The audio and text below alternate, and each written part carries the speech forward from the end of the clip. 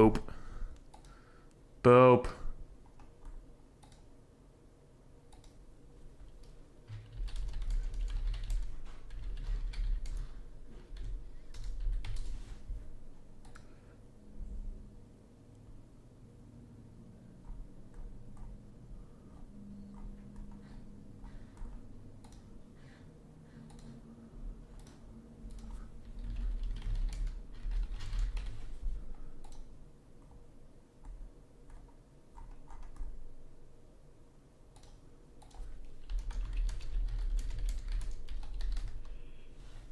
Okay, sorry.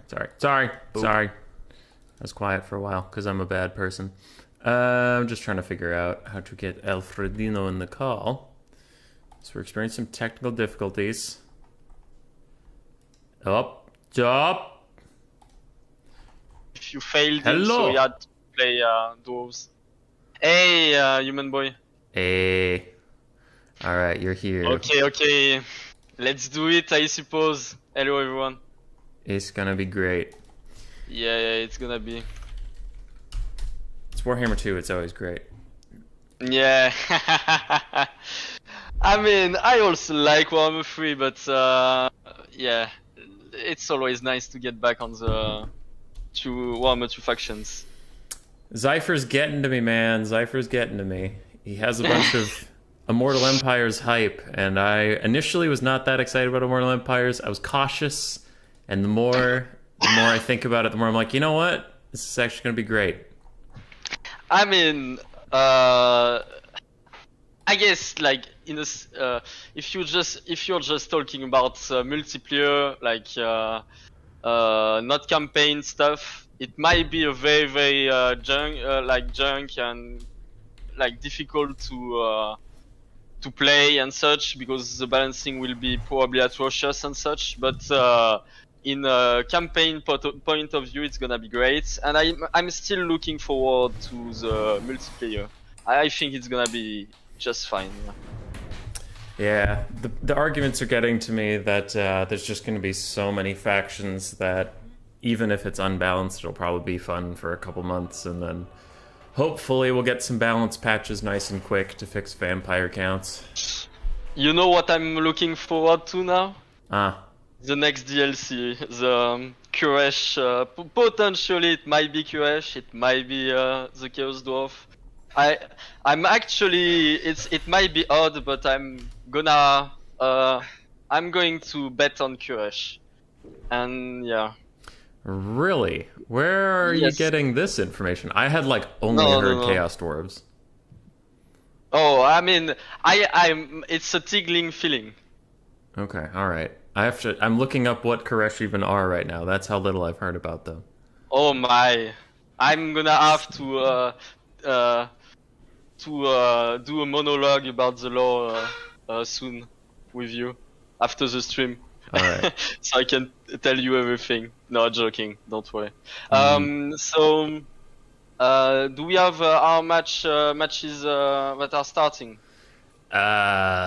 Maybe. So, I'll message some people, get us a match. Can you tell the stream what this tournament is and why? Yeah, it's actually quite important. So this tournament is like ODM. It's a bunch of guys in ODM who wanted to see if we could implement new systems of rules to make the Lamb Battle a little bit less cheesy to play, I suppose, and a little bit more instinctive at the same time. So it's actually very tricky, and we had a lot of debates and such. And I mean, we just want to try a new set of rules to see, first of all, if we can, if it makes any big major improvements, but also if we could cope with the sheer amount of chaos madness that's going to be eating us on Warhammer 3. You know, like I'm expecting it to be still fine, but we have still 7 new factions, and chaos will be is also changed. So we have to be we want just to try new things, you know. That's basically it.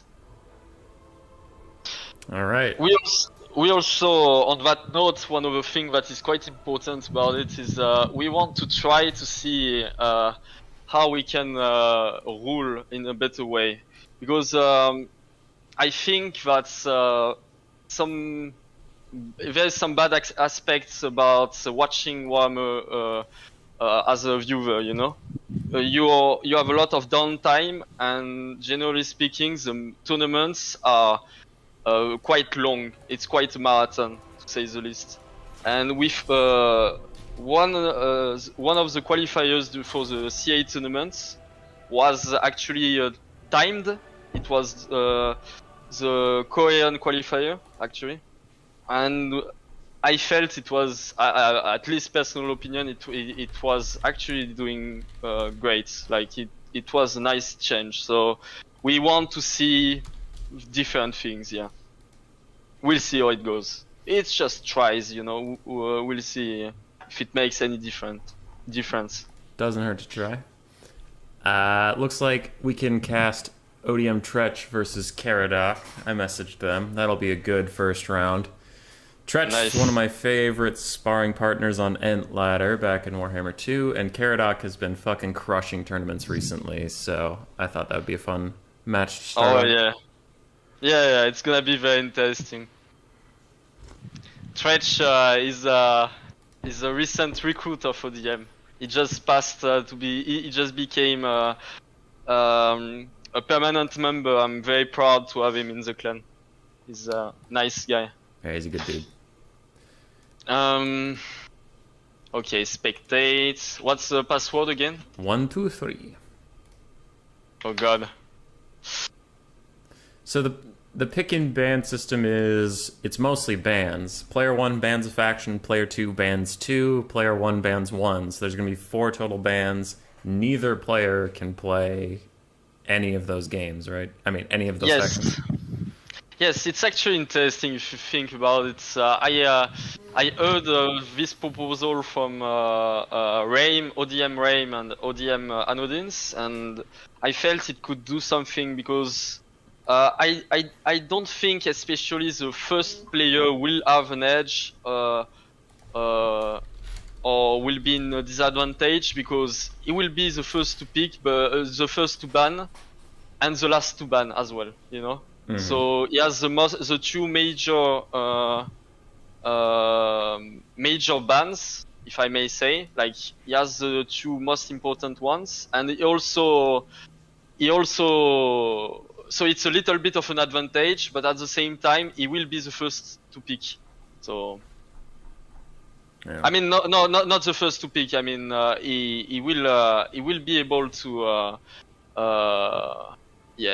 to adapt, I suppose, to his opponents. Yeah, because the final pick is a blind pick after 4 bans. Yeah. So I'm actually curious about what they picked. I hope Tretch will give us an hint of what's going on, but it's gonna be interesting. All right. I messaged Tretch asking what the bans were. Yeah. Sorry. What's going on? I was stretching. You're stretching loud. I'm sorry. No, all good. Do you play Domination in Game 3, or are you mostly sticking to land battles? So in Game 3 I prefer Domination compared to land battles. It's atrocious to play land battles in Game 3.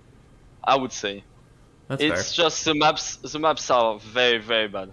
Like, it's straight up not workable in most situations. The best maps are probably on the edge to not be worthy to be picked in a tournament, literally. And that's the best maps, because we also have Altar of Darkness version 2.0 and such, I suppose. So Yeah. it's just. What about you? The map's pretty bad. I like playing Domination. It's fun. But it can be a little long to cast it or like organize a tournament around it. They can take upwards of like 6 hours unless you do best of ones, which just feel bad if you get one bad matchup, you're just out of the tournament. Yeah. So it's kind of it's both have positives and both have negatives, but I've mostly stuck to land battles just because everybody's hosting domination stuff. So then it's like, well, I'll be at least the person hosting land battles, so someone does it. I must actually thank you for that, Human Boy, because I really think the two mods need some love, and if we just do only domination mode tournaments, we'll end up with land battles fading away in the community. So it's nice to have like some representation for both mods. Yeah, we've talked about it a lot on the channel, but I think the conversation around one or the other is kind of sad because we could just have both. Like, you know, it doesn't have to be a one game mode game. Yeah. So we'll see. Hopefully Immortal Empires will do something about the blobs, you know, because if someone picks like Kislev and I'm gonna just bear blob, it's like, all right, I'll take a faction with archers and let's see how that goes for you. You mean like for domination or for land battles?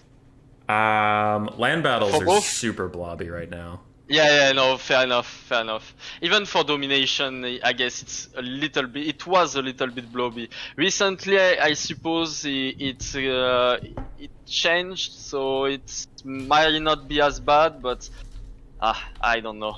Did you try the new? Did you try the new patch on domination? I have not played too much. I played one or two quick battles. It felt pretty good to me. The factions are still pretty limited, but like the game mode itself felt fine. Land battles feel really rough after that patch, but we actually just had a good tournament where there was no prize except for changing my Discord picture, and then without the pressure, it felt like a lot of people just played whatever the hell they wanted to, and then it was kind of interesting. But yeah, if you get into a try-hard land battle tournament, it's going to be blobs and it's going to be slow. I just realized I leaked a little bit stretched point of view, so I'm gonna have to change this. I forgot that we were like we need to have like a blocker. Yeah, that's right. Both players sent me the pick in bands. Tretch banned Vampire Coast and Beastmen, Caradoc banned Lizardmen and Wood Elves, and then the blind pick ended up being Tomb Kings and Dark Elves. Oh my, okay. I'm curious how you feel about this, because in a recent video, I had a comment from Son of the Mountains Jaro, and he said this is an unwinnable matchup for Tomb Kings, and I pushed back on that a little bit. I thought it was decently even. But he had some points about why it would be really bad for the Tomb Kings. So how do you feel, Mr. Second Place World Championship? I'm a little bit washed up, but thank you. But I would argue that this matchup, in my opinion, is a little bit Dark Elf favored, but it's absolutely not unwinnable from the Tomb King side.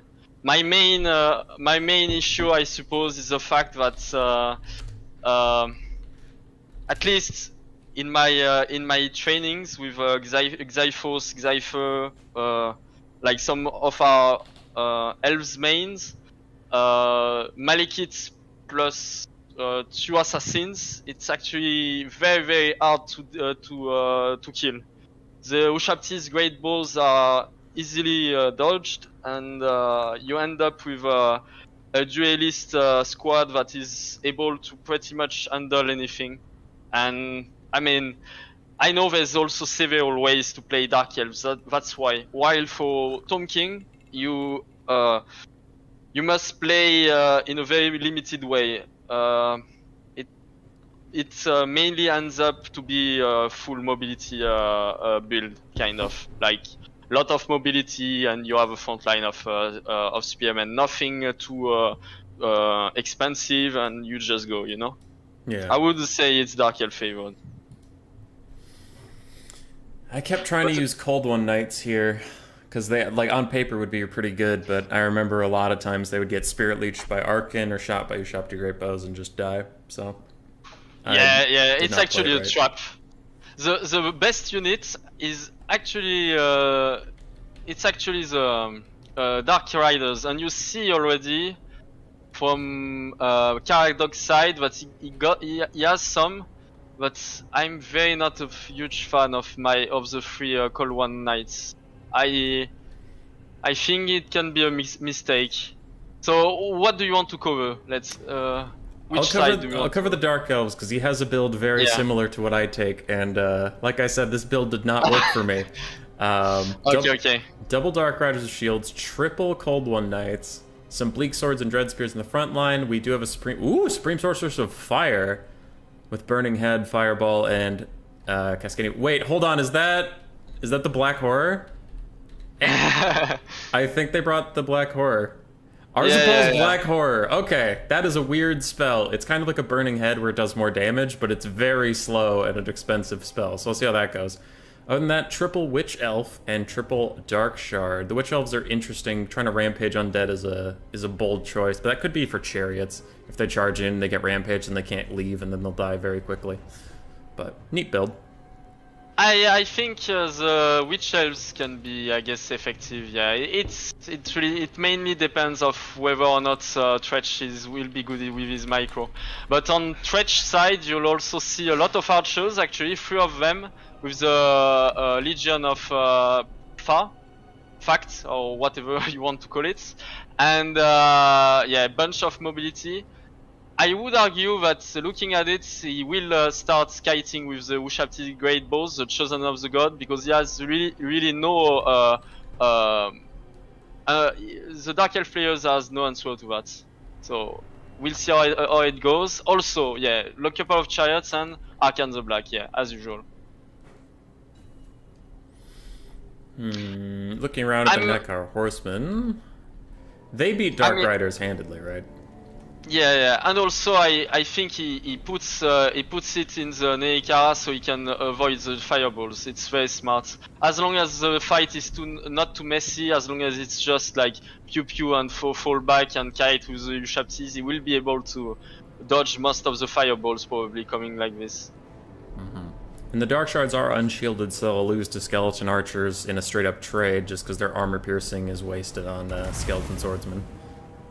I do not like the fireball on the Ushaptis because you'll not kill models until like very late, I suppose. So, I mean, it's I guess it's an investment in long-term situation, but I don't think it will be worth it. And the Cold One Knights are meeting the exact fate they usually do. Spirit Leech plus Ushapti Great Bows, one is already down to about half health. That is about 500 value worth already off the battlefield. So that's like an entire infantry unit just died, which is brutal. I don't like the way the Tom King player is playing it right now. Oh, he dodged the Burning Head, that's nice. I don't like the fact that, oh my god, the Arcane is in danger now. He's way out there. Alright, he's committing to some Dark Shards. Let's see if the Cold One Knights or Dark Riders can wrap him up and keep him there. So, I mean, looking at it, it sounds very Tom King favored because there is really no push to the archers, and in time the Witch Elves are going to suffer from the archers, the Said archers. Yeah, I have to agree. The front line is going extremely poorly for the Dark Elves, and Arzapal's Black Horror is coming out. It's finishing off the Legion of Fach. Oh god. They're gone. Yeah. That was a decent use, getting rid of the armor sundering archers. I still don't like the item overall, but I respect the manliness to bring it. I mean, I don't know why, but I tend to like those kind of like huge spells that are easily dodged and such, because you force your opponent to dedicate some micro to it, and you're also making it so he has to move. And that's like 10 seconds of not attacking basically and such. So in a way it's not that bad. I think it's very Tom King favored at the moment. Doesn't mean it's impossible for the Dark Elf player to get back to the game. Yeah, the Dark Shards are now having to run from Skeleton Warriors, which means they're not getting out any of their DPS, and Chariots are free in the back line. Unfortunately, we do have one Cold One Knight that could maybe intercept some of these Chariots, but at the moment it's stuck fighting some Skeleton Warriors, and Arkan has eluded any cavalry presence so far. And gosh, the Cold One Knights that are involved with these Nekar horsemen just got slaughtered by Ushabti Greatbow Oversight. Yeah, and it's a desperate play Caradoc is doing right now. I would argue that Arkan the Black needs to be involved in the fight between the Sorcerers and the Ushabtis. But yeah, right now the archers are back online. Tretch is losing a little bit of his micro, but doesn't mean much because he has a little bit. He still has a lot of advantage over Caradoc. Yeah, the balance of power isn't as negative as I honestly would think it would be. It feels like the Dark Elves are kind of doomed. I'm looking for what the balance of power is relying on. I guess it's the Dark Shard ammunition. They still have a ton of shots left. It's just there's no way they're going to get them off. I would like to point out something in particular. Arkan the Black, whenever he gets in his own troops, his own infantry, is actually very stuck in his own infantry. It's like he has no mass. So whenever you want to fight something with Arkan, you make sure that you always make a room, like a space, so he can get to the point you want him to go. Because otherwise he'll just get stuck very quickly. Fireball takes out about a quarter of his health. Good lord. Yeah. I that should have been like, he should have waited a little bit, I think. If that sorceress routes, this might be GG. Though I don't know what could actually chase her off, I suppose, but still, it's just such a blow to lose your lord and mage like that. I would actually argue that the last thing the Dark Elf player has going for him is the archers. But if he loses it, it's doomed, because Arkan will just be a nightmare to actually kill. Except if Tretch has absolutely no micro. Well, then it might be okay for... Well, Supreme Sorceress of Fire is diving on him right now with Cascading Fire Cloak, and then that was kind of a weird movement that stopped, but okay. Cold Knight's getting to fight Skeleton Horse Archers that are out of ammo is a decent trade for them, but there's a new Ushabti summon nearby that'll probably run over and hurt them a bit. But it is all in on attempting to snipe out Arkan the Black.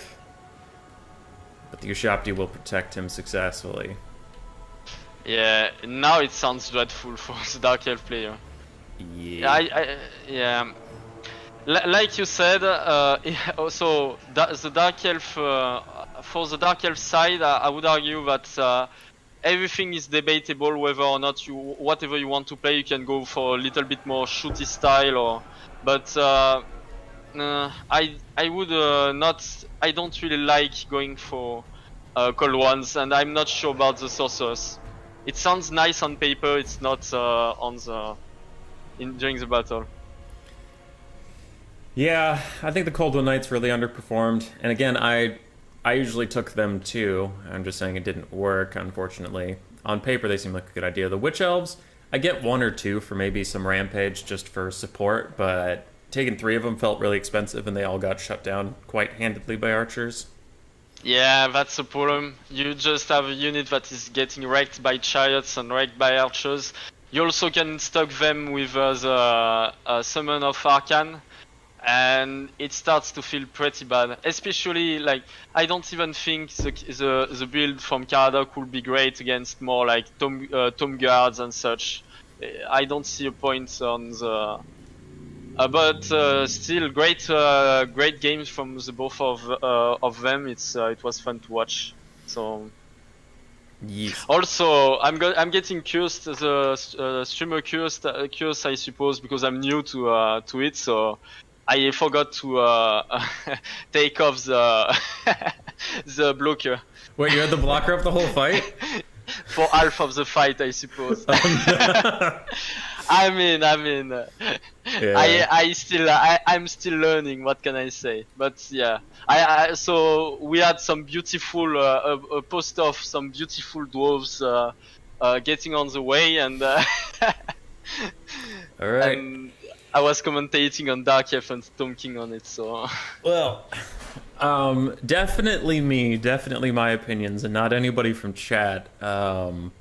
I believe strongly that Cold One Knights are critical in this matchup, and I think Dark Riders are pretty bad, and those are my real opinions. is it Cypher trolling or? I have been asked not to disclose that information. For the sake of this conversation, I'll say it is Zyphos. Zyphos said these things to you, not me. Yeah, okay. I see. So, someone popping into the chat a little bit late asked about the pick and ban. The pick and ban is player 1 bans 1, player 2 bans 2, player 3 bans 1. So there's 4 factions banned, and it's banned for both players. And then players blind pick from there without any of those 4 factions. It's a new pick and ban system ODM's trying out, and if they like it, it could work in game 3 when we're going to have like 22 factions to pick from. So that's what the pick and ban was. Yep. Ease. So this was a Swiss tournament format. Is best of 1, and then you just go on to the next match. Yeah, we wanted it to be like just like a couple of games. At the end, we'll have the top players playing each other's and the bottom players playing each other's as well. So. Yeah. Did Chosen One ever find out who Shamir M is? I'll message him. Yeah, I can have a look. I suppose Anodin is already taking care of it, so we should be fine. You trust Hanadins? Yeah. I mean, probably is one of our best organizers inside ODM, so I trust him fully. If I do not trust him, I do not trust myself. And I have a lot of confidence in myself, so I should be fine. Joking. I was actually wondering what's your favorite faction from Warhammer 3? Or any, I guess, okay. We also add Chaos Dwarfs and Kuresh and also Ind to the mix. Favorite faction from 3? Okay, at the start of game 3 I hated them, but now it's probably the Ogres. They feel very diverse and responsive, which is nice. Whereas sometimes it's tricky in a matchup where like the Ogres actually have some options. You can kite, you can rush, you can do anything in between. Their roster needs some more units, like they need some diversity, but out of the current 7 factions, they do feel like they have the most play styles. And they're very mid-tier in land battles right now, but they're the most fun by far in my opinion. So I guess it is true that every Skaven players are meta slaves. That's alright. I understand. Disney. No. Yeah. I'm a Ogres enjoyer myself, I suppose, nowadays, because I would love to play Nurgle, but I really think, especially with the new patch sheets now, very, very tricky to play it. Yeah. I had a build I liked a lot versus Kislev before this patch where it was just full Ogre rush. Like, I think I had about 10 Ogre units, like 2 Iron Guts, and then 4 Ogre Bulls with Iron Fists, 4 Ogre Bulls, and a couple Mornfang Cavalry, and you just run over them, and it was like, yes, this is how Ogres are supposed to be played. And then patch 1.3 came out, and it was like, nah, don't do that. Fair enough. Mornfang Cav are fun. I like them a lot. They're not great cavalry, but they are very fun cavalry. Yeah, I think Mornfang Cavalry is suffers a little bit like the Domigriff do, I suppose. If one model gets stuck, then you lose a lot in your army, you know. Oh, you yeah. lose a lot in your unit and such. But it's not bad. It's not bad. but They then- also chosen created a lobby if you want to join, or Oh, we can also follow someone else. Sorry, who created the lobby? Your call. Chosen one. It's Okay. it's actually it's actually called Chosen's One Lobby. You know, Okay. he's imposing himself on his opponent. Yes, I can join that. Yeah, the reason I love Mournfang Cav so much, though, is like, I tried playing with Kislev Cav for a bit and Jade Lancers from Cathay, and it feels like all their charges God. were very limp. Like, they didn't get much damage. Mournfang Cav are the Cav that still get that really sick damage if you get a nice hammer and anvil charge. Like, you can half health a unit. Oh yeah. And it's like, it's just, that's worth it. The 3 failed charges are always worth the 4th one that's great, and you're like, yep, worth it. So good. Yeah, I guess true. I agree. Although, did you play with Soul Crushers? I think it's they are called like this, Soul Crushers from Korn.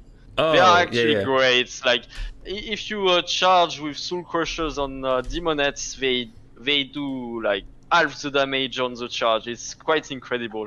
It's absolutely great. The only problem is I guess the unit is trash, but for some of us, we still like the aesthetic, I suppose. Yeah, Skull Crushers are neat. They are. I had. I was a source of a lot of fake news for a bit because I had one game. I was like, I've never played the Skull Crushers. I'll try them. I played one game with them. They were incredible. And then I kept telling stream, I'm like, dude, you guys, Skull Crushers are amazing units. And then I lost like 10 games in a row with them, but I kept telling stream, I'm like, no, these units are great. And eventually someone was like, yo, those guys look pretty bad. Yeah. I feel you. I've been. It happened to me quite recently. I was really trying my hardest to make the Hazardon very, very meta. And I guess it was just not good enough, in Warhammer 2. So. Yeah, I don't have the Falcon power of making memes and dreams. My memes are just free losses, unfortunately. All right. Now I know I'm talking to a fellow Skaven player, so I'm actually curious. How did you get to play them? Is it because of the tabletop game, or just because you like the aesthetic? What's the point on the? What's the idea behind it? So, I did not like Skaven when I got Game 2. I wasn't even going to get Game 2 because it had 2 elf factions, which I thought elves are dumb, and I still do. Elves suck. In most fantasy settings, I am either a dwarf or like a human player. But anyway, I know. Okay. You're boring. You might lose half of your viewers. No. Human boy. Be But careful. Then when I got Warhammer 2, I played a Lizardmen campaign, and I was like, big dinosaurs go rawr. Very good. And then I was like, I guess I'll try the Skaven. Their voice lines were hilarious. Incredible, awesome. So I picked up this faction entirely for the voice lines, and I just stuck with it. And I was like, yeah, these guys are all right. And I learned their play style, but it was entirely because they're just hilarious. Like, the voice lines are so good. So I guess you got a redeeming point. It's fine. I do not judge you, human boy. Okay, now let's talk about which model from the Skaven roster do you like the most? Besides Queek, Warp Fire Throwers. Oh, okay. Fair point. Fair take. I'll be honest. I'm gonna share it with you, but for me, like my only love, my true love in my life, it's LP Domination. Like there's really nothing comparable to this, and literally, I think the will from the in the butt of the LP Domination is turning me on. I really cannot say why, but it's just like beautiful model. You know what? You win that round. It's a good model. It's great. We love the Hell Pit in this house. I love it has no splash damage. I mean, it has a little bit, but almost no splash damage. So sometimes it'll take this really big swing to kill a single goblin. It's like, oh god. You just piled into 1,000,000 goblins and you killed one. Yeah. True. I mean, L-Pit, I hope that at some point it gets some buff or in some sort. But it's still okay, I suppose. You can do some things. A lot of people out here simping for Gorich. No, yeah. Poor guys. Gorich is a good model. No, I mean, it's okay, but he got dirty. I really think he got dirty by CA. So for me, it's like a long list of failures inside the Skaven roster. What can I say, you know? All right, we're on to round 2. Chosen One versus Dr. Jellyfish is standing out to me as a good matchup to find. Yeah, fair enough. I can't find anything, so I'm actually curious if it's me or... I'm looking at the challenge page, and I know those two are supposed to fight. Yep. Alright. I'll just message Chosen One. Yeah, we need to know what's going on right now.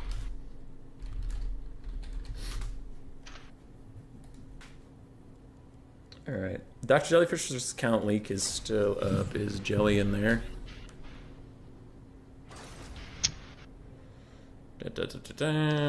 No, count leak's chilling. He's vibing. Dude, I think... What? Sorry, you go. Yeah, go for it. I'm so excited for the Game of 3 banners where I don't have to take a shitty sub-faction to just change my Skaven colors. No idea. Big true. Yeah, I do agree. I'm even more excited about the head-to-head campaign possibilities, you know? In ODM we are going to spam it probably a little bit.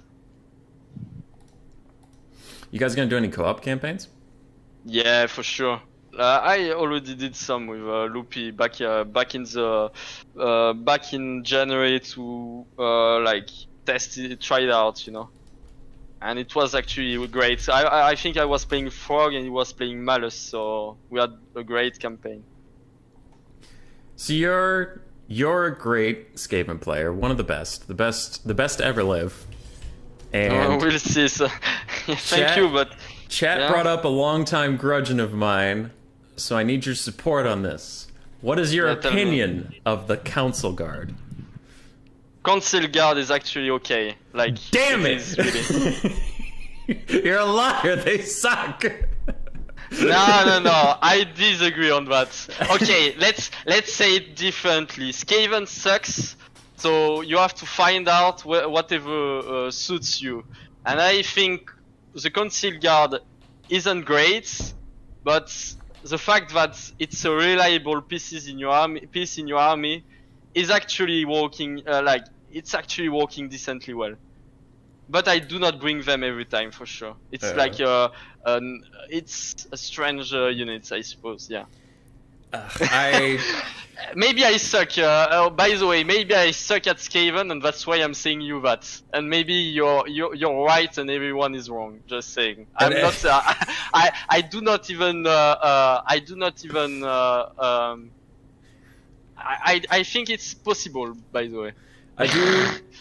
The one matchup where I'll say they're critical is I really like them in the Beastman matchup ever since Torox came out, because I realized if you throw them, if you put them in the front line, it seems weird, but if you put them in the front line, an unbreakable unit for the Skaven can really mess with the Beastman's tempo, because it's like if part of their front line breaks through and the other part doesn't, you can focus all your Rat Ogres on that break it, and then by the time the Council Guard are dead, your Rat Ogres are free again to attack the other side. So it can really, if the player isn't ready to back off, it's just like it can really mess with them because the beastmen are so reliant on everything going at the same time, and it's like, well, the council guard just screw with your timing. That's their entire job.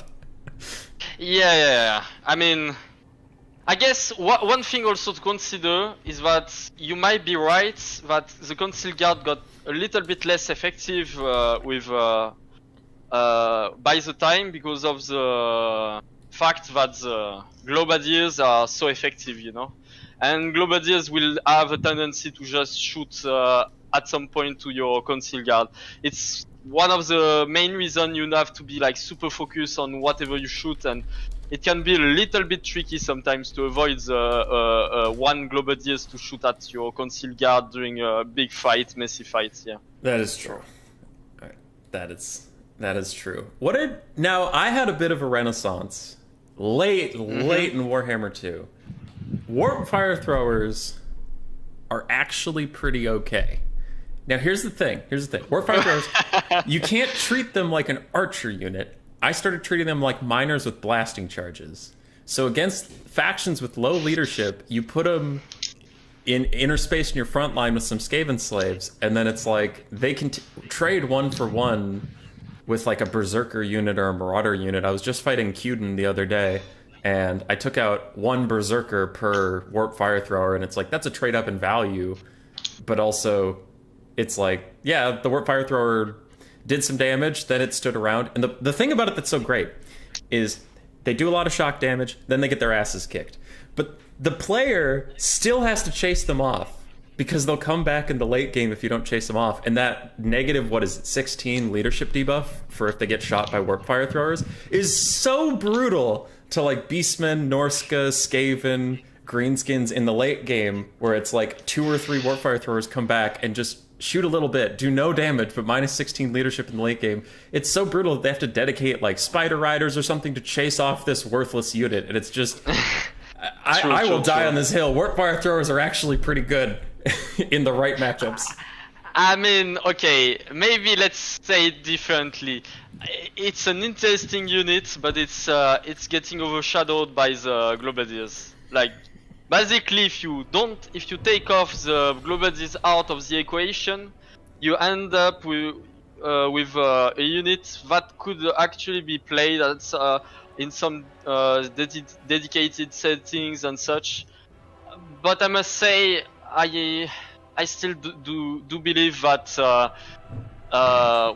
they lack a little bit of range. That's my main concern about them. And I also think they should be treated the same way as in Vermintide, you know, like an armored unit, because technically they should be armored, or at least a little bit. While right now they are literally like candy bars for any arms unit or whatever. And I tend to think also that units that cost 550 and needs very, very, very dedicated care and such, it's just not worth it for your micro. I might as well just play something that is actually having a lot more impact. But I could be wrong, and I think it's still a beautiful unit to play in your game. So here, think about this: 360. Firewall moving. Yeah. Would that be enough to make warp fire throwers great? At this point, you don't just put three 360. What I would actually do is you put 1 warp fire thrower in front of 1 globadiers, okay, and you have all range. All your army is just ranged units and slaves, maybe. And yeah, maybe not even the 360, but I guess 360s are fine, yeah. Or we get the lizardmen treatment where brood horrors and rat ogres and everything have infinite ammo 360 warp fire throwers, but they don't count as a 360 unit. And then we get to complain that they still aren't strong enough. Fair enough. Frickin' Bastillodons throwing poison javelins for free all game. God damn it. So there's whenever I'm starting to talk about Skavens, I always go on a rant about like the nerfs on the Skaven slaves back in the time, you know. I mean, it's still getting me sick. Just saying. But anyway, I'm not gonna do this rant on this. But people are actually saying to me that like Skaven mains are the most bitching players out there. And I think I do disagree, because we deserve to be angry at something right now. Yeah, I don't think I'm helping, because my chat loves to call me a salty rat, and I lean into it, so I am definitely not helping. Also, remember to take your blocker down if you still have it up. I guess I didn't even put it. Alright. Okay. That's gonna be wild. Chosen one,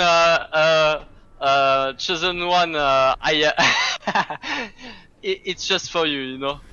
You can wink, cover wink. the Skaven and your clanmate. I give this gift to you. And we do get to see Skaven versus Dark Elves again. Will Dark Elves be 0-2 today? Maybe. So let's see. Do you want me to so again, what do you want me to cover? Skaven and your clanmate. It's a 2-for-1. Okay, yeah, fair enough. So the Skaven army, you see a unit of mortars and couple of globadiers, a very standard pick. I would actually argue that mortars are a little bit less impressive units with the nerfs back in the day, but it's still alright. And you also have the Grace here. Very standard pick. I really can't say much about it. What about yours? It looks pretty good. The Natty Boobo sharpshooters are a very nice unit. A lot of players like them. I usually struggle to actually find space for them in my builds, but they are very good. On the other side, we have a Firecaster on horse, one Canadian Assassin, in the Sky Marathi. So Marathi paired up with a Firecaster is a lot of dedicated Winds of Magic. But it looks like the Firecaster just has Fireball, so that's actually a pretty good pick. Witch Elves, Witch Elves, Witch Elves, Witch Elves, including the Singing Sisters. Sorry, the Sisters Singing Doom. 3 Bleak Swords, 1 Dark Shard. I like that, actually. I like that a lot. Dark Shards can mess up a Bell Seer or a Plague Priest on a Furnace. So it's a pretty nice little investment, 550 gold, that can get you a lot of value. And if what you're looking for isn't here, it's fine. Oh god. That was a big burst. Yeah, I mean, like, the Dark Elf player needs to start microing things, because we are going to see big problems going on. I also argue that he needs to start kiting with the mortars, chosen one. There is really no incentive to take the fight here. But will he do it? Maybe not. Probably not. Maybe. Witch Elves are getting a little bit too far ahead. They might just get nuked down before the rest of the army shows up. Yeah. Oh, what is that? Oh, a Clan Rat Summon. Okay, he's just trying to stall up the Witch Elves. Also, the Cav needs to not bunch up so much, otherwise it's going to be very easy for the Rat Ogres to pick which side of the box to stand on. Yeah, you need to spread them out. Oh god, I think Jellyfish is having a mental seizure right now. He needs to take care of the yeah, okay, that's better. So I think it's still very delayed. That's a problem for him. And it's a suicide charge from the Dark Riders also. I really like the Ancient Triads being mixed in. Mm-hmm. But my god, they got wrecked. Oh, it was the decoy, never mind. Okay. Yes. All good. The decoy's in there, and this is a good break here. Witch Elves already into the back line, and Dark Riders are also here. Now, they all died, but they did stop those mortars, and they stopped the Natty Boobos. And an ambitious Soul Stealer is going to get cast on this big blob. I don't actually know how much Soul Stealer does to mortar teams. It's bad, but it's not worth the value if you're not actually making sure you cast multiple times Soul Stealer on them. Mm. Like, as long as you still have some models, it doesn't matter. Dark Shard's 1 volley takes about a quarter health off that Grey Seer. That's exactly why I like them mixed into the build. They can just keep on him for this game. Unless Chosen One is super on top of it, he could just surprisingly lose his Grey Seer. Oh, half health already. It's so good! Yeah. I agree. This Moati diving in the middle is actually a good call from Caradoc. Jellyfish. Yeah. I think I do not know now. I still think there's a little bit of a problem from the Dark Elf side, yeah. Well, the Scourge Runners are just joining the fight, so they were previously forgotten. They would have been good for some of the disruption, and they're a little harder to lock down than the Dark Riders were, but now they're entering the fight. Little late. And I think maybe if the Greyseer goes down from these Dark Shards, maybe we get a mass route and the Skaven go off the map, but it just seems unlikely at this point. Marathi chucks down another Soul Stealer to try and heal herself up. The Soul Stealer was misplaced, but it wasn't his fault much, I think, so... Yeah, it attached to some Skaven slaves. And you see the Globadiers, they just don't give a fuck. Like they can go in melee. They have 90. They have 100 armor. I thought it was 90 at first. Yeah, it's 100. It's just so difficult to kill them. It's a unit for 550. You get a unit that will never truly die until you really rout them off the battlefield. So, and they can tank for a while too. So. That Greyseer's not looking so good. Neither are the Dark Elf chances in this game, but maybe Marathi should just commit and dive onto him. If she gets 2 melee attacks on him, he's dead. So that could be a good shot. And we even have that Doom Bolt coming in. Most units, if they're just moving... Yeah, most units, if they're moving, can dodge it. I wonder if the Greyseer is fast enough. He's not, so he goes down pretty low. He's almost dead. But the Dark Elves have nothing left. Wow, the mortar shooting at the... that's not great. They're only Skaven slaves, who cares? Greyseer's dead. That's a leadership spike for all the Skaven. So that's why you don't want like the Globadiers. At some point, you just take you don't let them shoot. You just cut them the possibility of shooting at will. You know, fire at will. Yeah. But yeah, I mean, it was dreadful from Jellyfish point of view, since I don't think. First of all, I don't think the Witch Elves are very good in this matchup. It is quite strange. You will think rampaging the whole front line is nice, but you're giving very good targets for the Globadiers, and those days you'll see a lot of Globadiers against you. And the other problem you will find is the fact that you're basically using a lot of your money on infantry units, and I would argue that it's not how you'll do if you want to actually kill a defensive position against Skaven.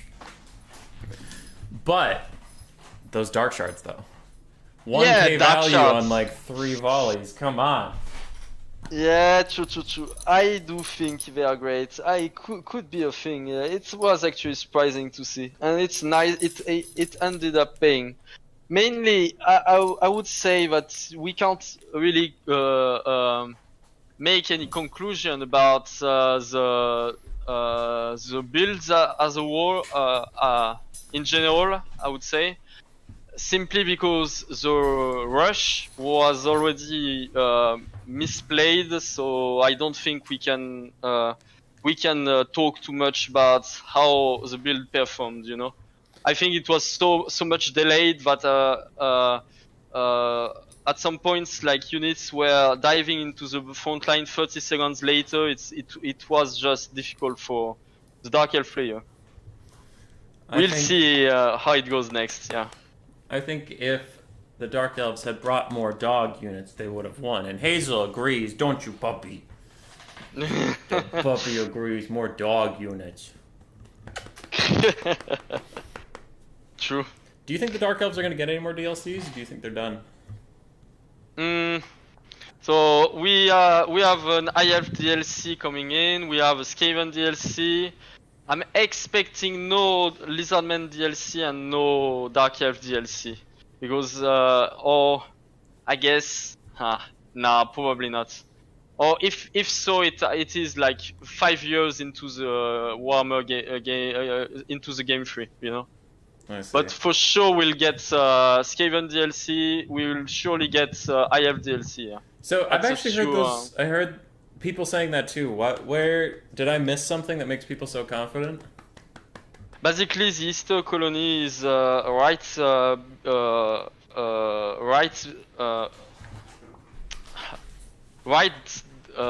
downward. How do you say it? Sorry.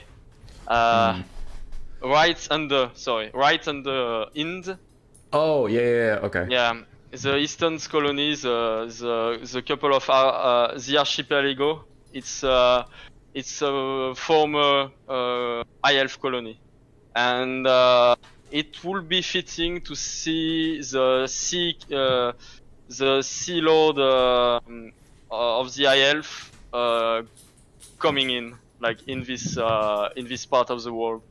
You could get access to units that are linked to the sea, and for example, the how is it called, the mana worm? I don't know. Oh, yep. That thing from the Vampire Coast campaign. Yeah, basically, yeah. The big it's basically dragon. It has so much power, and it will be actually very, very costly, probably, maybe even more than a Dreadsaurian. But it's it could be a possibility. And I hope they you add also have like naval battles. Oh yeah, I hope so, and I don't know. I guess it's too. I don't want to ask for it yet because I really want them to focus on other things. But yeah, I'm eager to see them doing naval battles. Yeah. So I mean, they had him in Shogun too. Yeah, but I guess it might not be the same engine. Who knows? Maybe it is. I'm not sure. But my thing, I mean, main problem is if you start doing naval battles, I guess you'll have to do a whole new naval roster, you know, and it's gonna be so time consuming and such, I guess. But who knows? Who knows? Maybe. I hope at some point that it will be implemented. I don't expect it for now. On that note, yeah. So IL for sure. I see it. And what about the what about Tankul DLC? What do you think about it? I think you it's as good. a Skaven player. People are gonna love Thankwol. He's great. He's got to have some mount options. I hope. All right, it would be cool if he had 2 or 3 different Bone Ripper mounts that he could choose from. Like one has armor piercing, one has more speed, one has maybe like regeneration or something because of all of his different Bone Ripper mounts. That'd be pretty fun. I'm excited to see what they do with his campaign because they have all of the Skaven campaigns that were DLC are all really good in my opinion. So I'm so curious to see what they do with that because I don't know. CA has some serious campaign bias with Skaven, and I am there for it. It is fine. Yeah. So the Vermin Lords, I am eager to see them as well. Who knows? We'll see. I don't mind having some end stuff coming in the game. I think as long as it's not too out of place. Mm-hmm. So what about Caradog versus Little Leak? They just played, and unfortunately, Throg the Troll King could not beat the Fey Enchantress. Aye. Such a chat for bringing Noska and especially Frog. But I guess Frog might be actually on par with Wolfreak nowadays. So. Well, yeah, that is true. I have been... when I play Warhammer 2, chat really pushes me to play Norska, and every time I take Wolfric, I regret it. And it's definitely like micro issues. I get that, because he's, we all know that he's good if he's microed perfectly, but I have other stuff going on. No, don't worry, he's not good. I mean, okay, let's say it differently. I don't think it's absolutely a completely trash lord, but the problem is he got so nerfed by the change on his boats, I think, and overall he's just so squishy. It's just not worth it. I tend to believe that Frog, for 400 more, you get a lord that is actually doing things. You know, like he can fight. He has frostbite, whatever. I guess it's bad unit, but it's not as bad as. I mean, it really depends of the matchup. I forget who I stole this from, but this was not my idea. But I have been having actually pretty good success just bringing a Marauder Chieftain and making him as cheap as possible, and then spending the money on the rest of your army. I've actually found that to be pretty effective the couple times I tried it. I guess I start to believe you're right. Like, you may as well just take no lord if all the lords are from meh to terrible, you know? Yeah, because the Marauder Chieftain, when you take him naked, he's 700, which is a little spendy, but he has 60 melee attack, 40 melee defense base, so he just runs around, but then you get so much more money, because even Throg with his normal kit that I take him with is still 1,000 gold more expensive. So that's like, you could take an entire Skin Wolf and a Marauder Chieftain or Throg, and it's like, alright, well, I'll take the extra Skin Wolf, please, thank you. Yeah, that's basically it. That being said, it's probably the DLC I'm looking the most forward to, like a DLC on revamp of Norska. It will be just great. I hope they get some love at some point. It's difficult. I understand that it's difficult for CA to bring new units whenever you don't have a lot of units left, like if at all. But I wouldn't mind if they are like creative and creating new like things that wasn't part of CA's plan, or just taking things from the Monster Arcanum or whatever, you know. Maybe for example, I saw at some point someone modding Albion into the game. Oh yeah. And to me, I understand I understand the fact that it's I understand the attractiveness of having Albion as a playable faction on its own, but I wouldn't mind if Albion was part of the Norscan roster broadly, you know. And if you create like this faction, as it is, will be, you know, fighting the other Norscans as a very unique playstyle in the campaign. And you'll get some unique units, but in the multiplayer in the multiplayer settings, you can play them whatever the faction you are playing. Like if you're playing Trog, you could still play Albion's monsters and such, you know. Yeah, I don't know. They could also add a couple Famir variants, like Famir Great Bows or something like that. Also more Famir Great Bows. I mean, why not? I suppose. I don't know. Maybe not exactly that, but you get my point. Like ranged armor-piercing Famir units, you have monstrous ranged units that could be interesting, or horsemen that aren't skirmish cav could be interesting. Like kind of like the Blade Guard with spears, where it's like light armor and they're just meant to harass, but I don't know, just make them cheaper so they don't have javelins. Yeah, I guess, but you'll have to think, like, if they want to be, to have the same number of units compared to, let's say, Wood Elf, or I don't know, they have to add a lot of units, I think. Like, a lot. And I'm not sure about the exact numbers, but I suppose it's, you'll have to bring 10 new units to the game.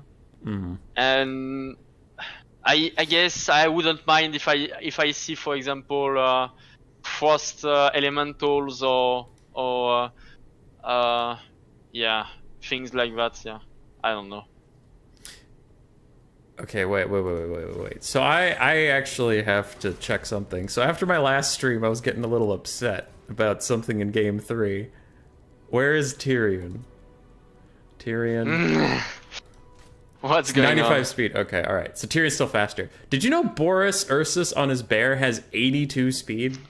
Yeah, I feel you. At some one game, I saw like Boris, whenever he gets his charge bonus, whenever he gets like the animation of his charge, he starts to be like Tokyo drifting through your entire army to your lord, you know? And he has a lot of speed. It's incredible. He's so fast. The bear is faster than horses, which is just insane. I was wondering, Yeah. I was gonna make a video if Tyrion was slower. It would be hilarious if, like, Malhandir, this, like, legendary lord of horses, the best horse that's ever existed, and this fucking bear is just outrunning it. Yeah. I must say also about Kislev that I really don't like the bear units. Like I don't mind if there's some bears in their armies, but the fact there's so many of them in like it's so common to see bears. Like you have them on sleds, you have them for the ice witch, you have them for whatever, you know. Like I would have liked to see less bears It's in. too many bears. Yeah. Boris Bears is as fast as a monk, centaur. Oh my. That's so Sounds dreadful. silly. Oh gosh. Dude, I am worried though that, like, I'm still of the opinion that the Game 3 factions are gonna really struggle against all of the Game 2 factions because they're so expensive.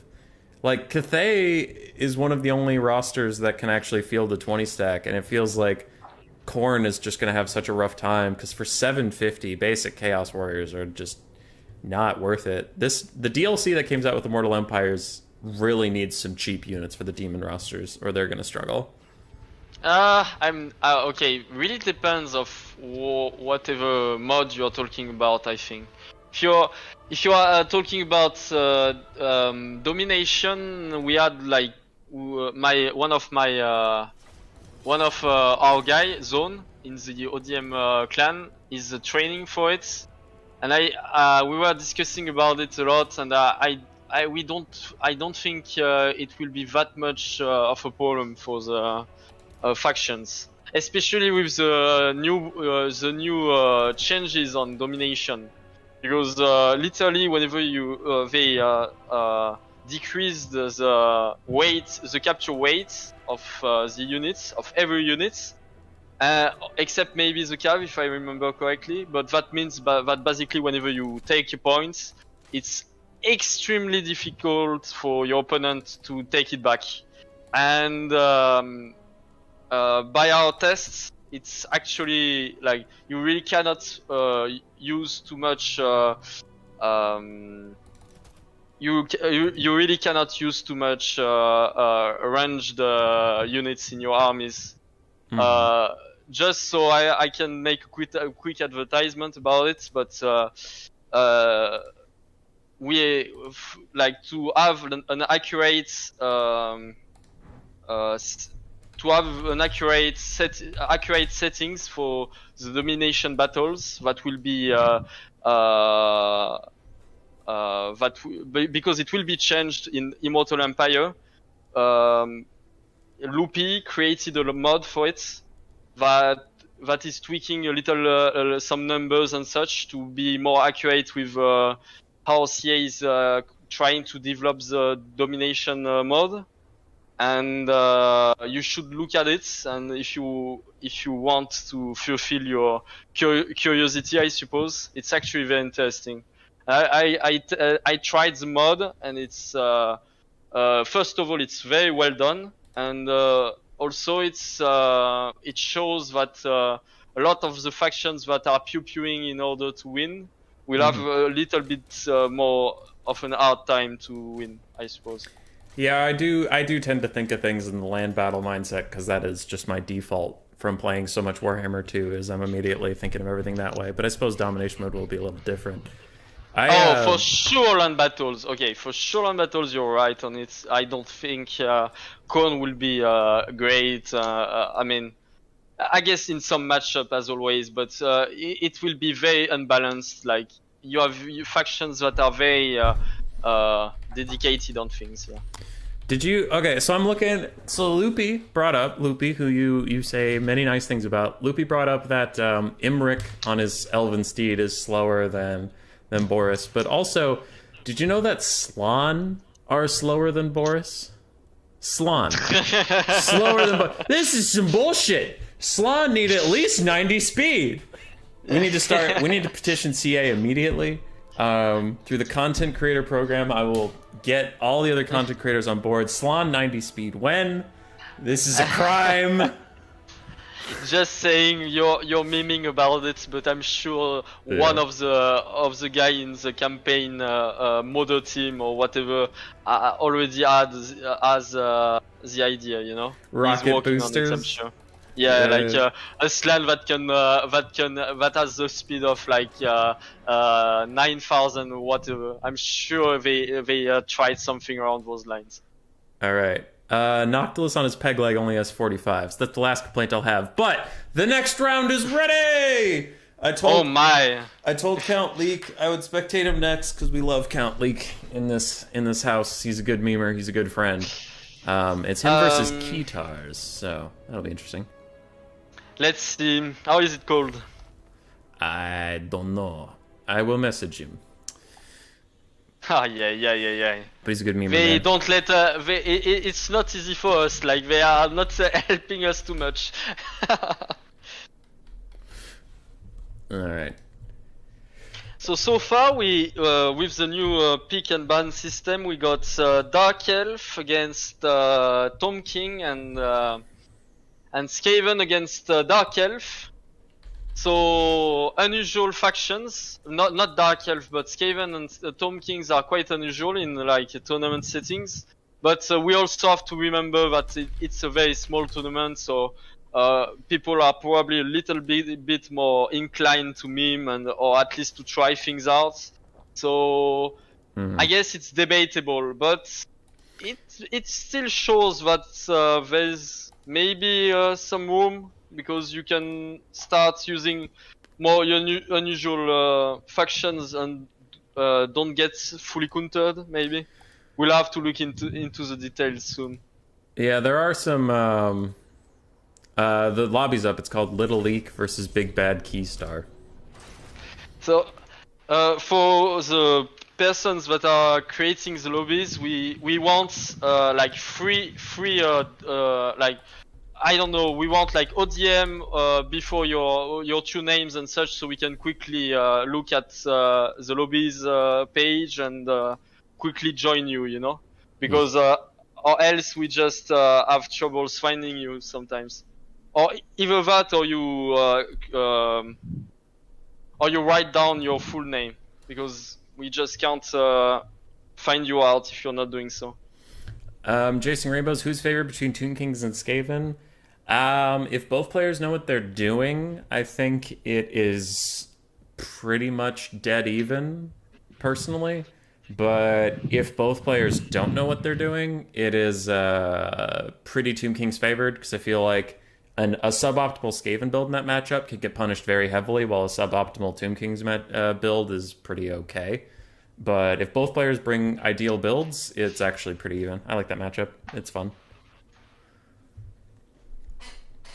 God, I'm always, like, whenever I'm joining a lobby, I'm always forgetting that I need to join it as a spectator. Yeah. But I wouldn't mind playing against Leak right now. Let's do it. Yeah. No, but I haven't played with Little Leak, I think. So I'm actually curious about the guy. You know him, it seems. Count Leak? Yeah. He does some YouTube stuff. He hasn't posted too much recently, I don't think, but he does a lot of like little memes and whatnot. And then in game, nice. In game, he's a big time memer. He likes to take off meta stuff and try and make it work anyway. He's just a nice guy overall. We love Count Leak. Count Leak, I want you to be up to your name. So I'm expecting no less. I'm getting hyped now. I want to see Count Leak showing his best. Good. Question in the chat from Zypher: how do you think the Skaven Toon Kings matchup should be played? Well, There's two things you have to watch out for: is the Chariot Blob of the Tomb Kings and Ushabti Greatbow, like spam and kind of kite. So I really like. There's two ways the Skaven can play it too that can handle both. My opinion is the Grey Seer with Dreaded 13th Summon. That can do okay. You can plop it onto an Ushabti Greatbow and stop them from firing for a bit. Or if there's a Chariot Blob, the Dreaded 13th Summon is just a bunch of halberds. You can get some Rat Ogres, and then I really like double Warp Lightning Cannon because it's pretty good against both Chariot Blob and Ushabtis. So I really like double Warp Lightning Cannon, Grey Seer. Another fun combo is Molder Mash. Can honestly work against Tomb Kings pretty okay. You take Throt, a Chieftain on a Bone Breaker, and then a Caster, usually Plague Priest, but yeah, just a Plague Priest. Thinking about it, the other two don't really work.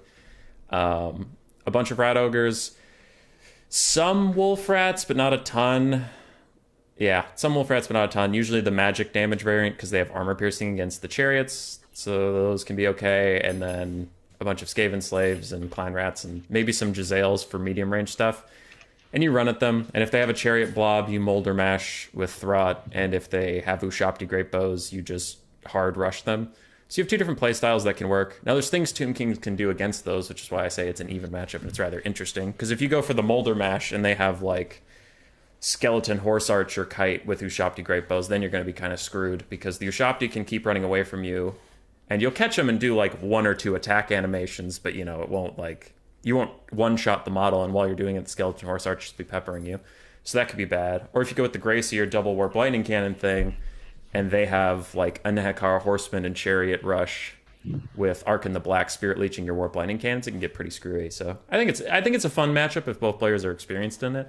But like I was saying, if players are inexperienced, it can be extremely one-sided and not fun. Like if they bring the Cetra the Imperishable Chariot Blob and you just don't have enough Rat Ogres or Mass, it's like, well, it's over. That's the end of it. They're going to run over you. How would Alfredino play it? I don't know. I'll let him answer.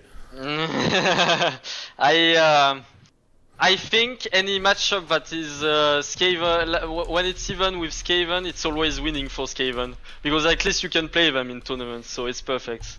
That's how I see it.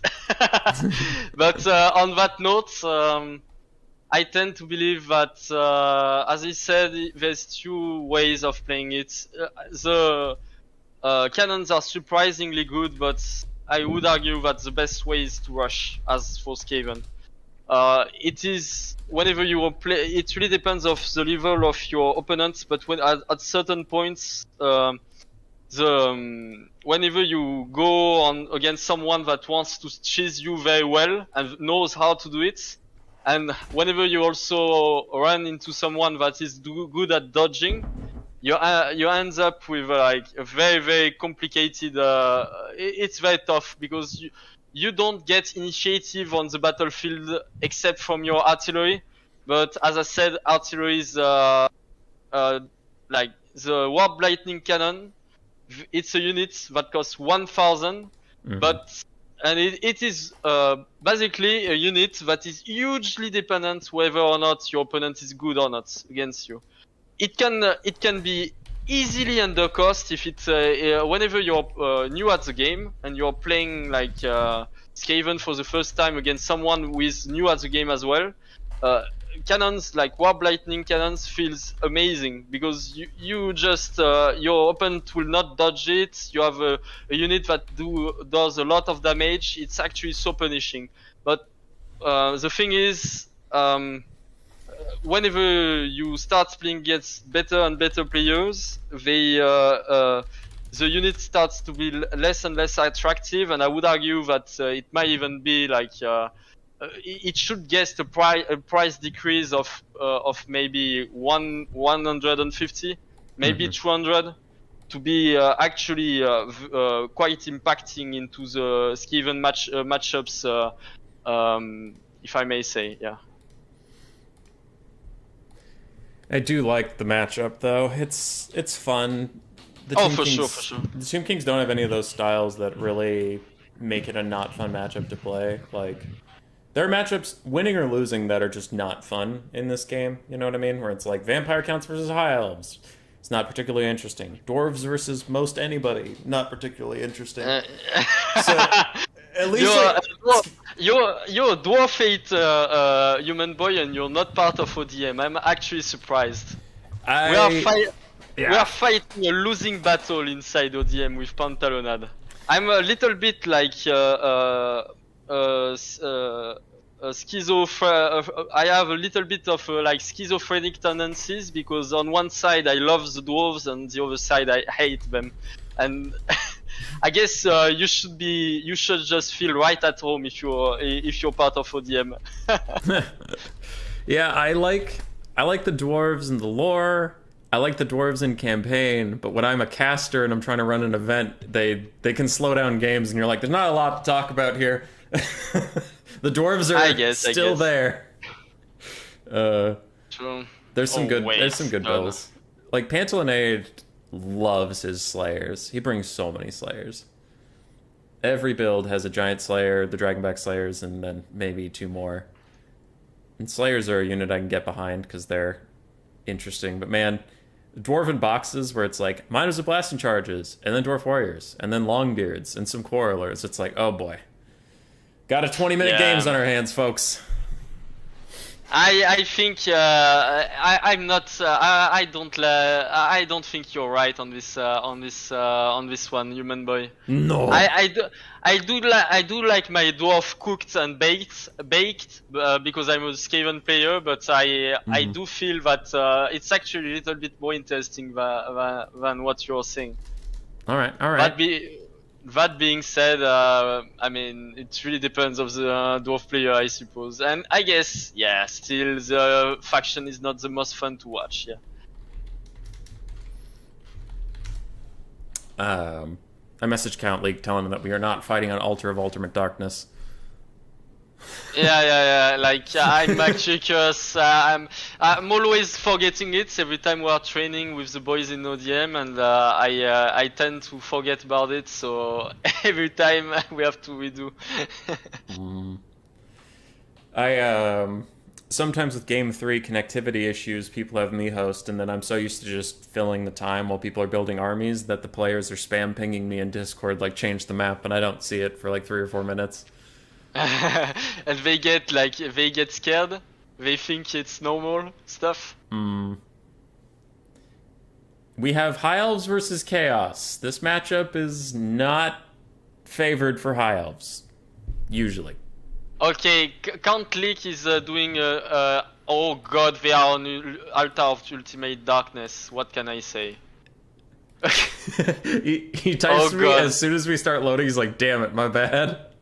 Yeah. Okay. It's gonna be a fun one. It's gonna be interesting. Unless they just back out and change the map, but I don't know. I don't know. I leave it up to them, I guess. It's gonna be bad, probably. It's even difficult to cast, I suppose. Oh god, yeah. I mean, at least neither player. Oh, we have Kolek Sun Eater. Let's go, dude.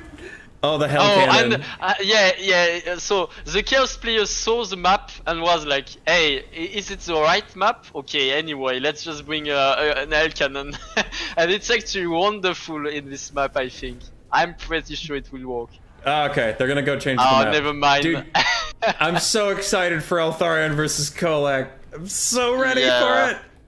So, if anyone wants to take bets, I'm betting my house that there's no way the IF player wins it. But that being said, I don't want to lose my house, so I decided that Zypher house is already is not bad to sell, you know. And I'm sure I have his consent, so I can. So anyone wants to bet with me? I'm putting all my money on Kolek because he's my favorite Chaos Lord. I'm gonna go to the bathroom while they load up. BRB, you got this. Serious, can you tell Rat Boy about the terror of the steam tank? Oh yeah, okay, I'm gonna tell him. Yeah, did you see the game, by the way, yesterday? It was pretty nice. The steam tank running havoc into the Skaven lines. I was actually super impressed about how well it did. Like I made about 3,300, something around those lines, and it literally carried everything. So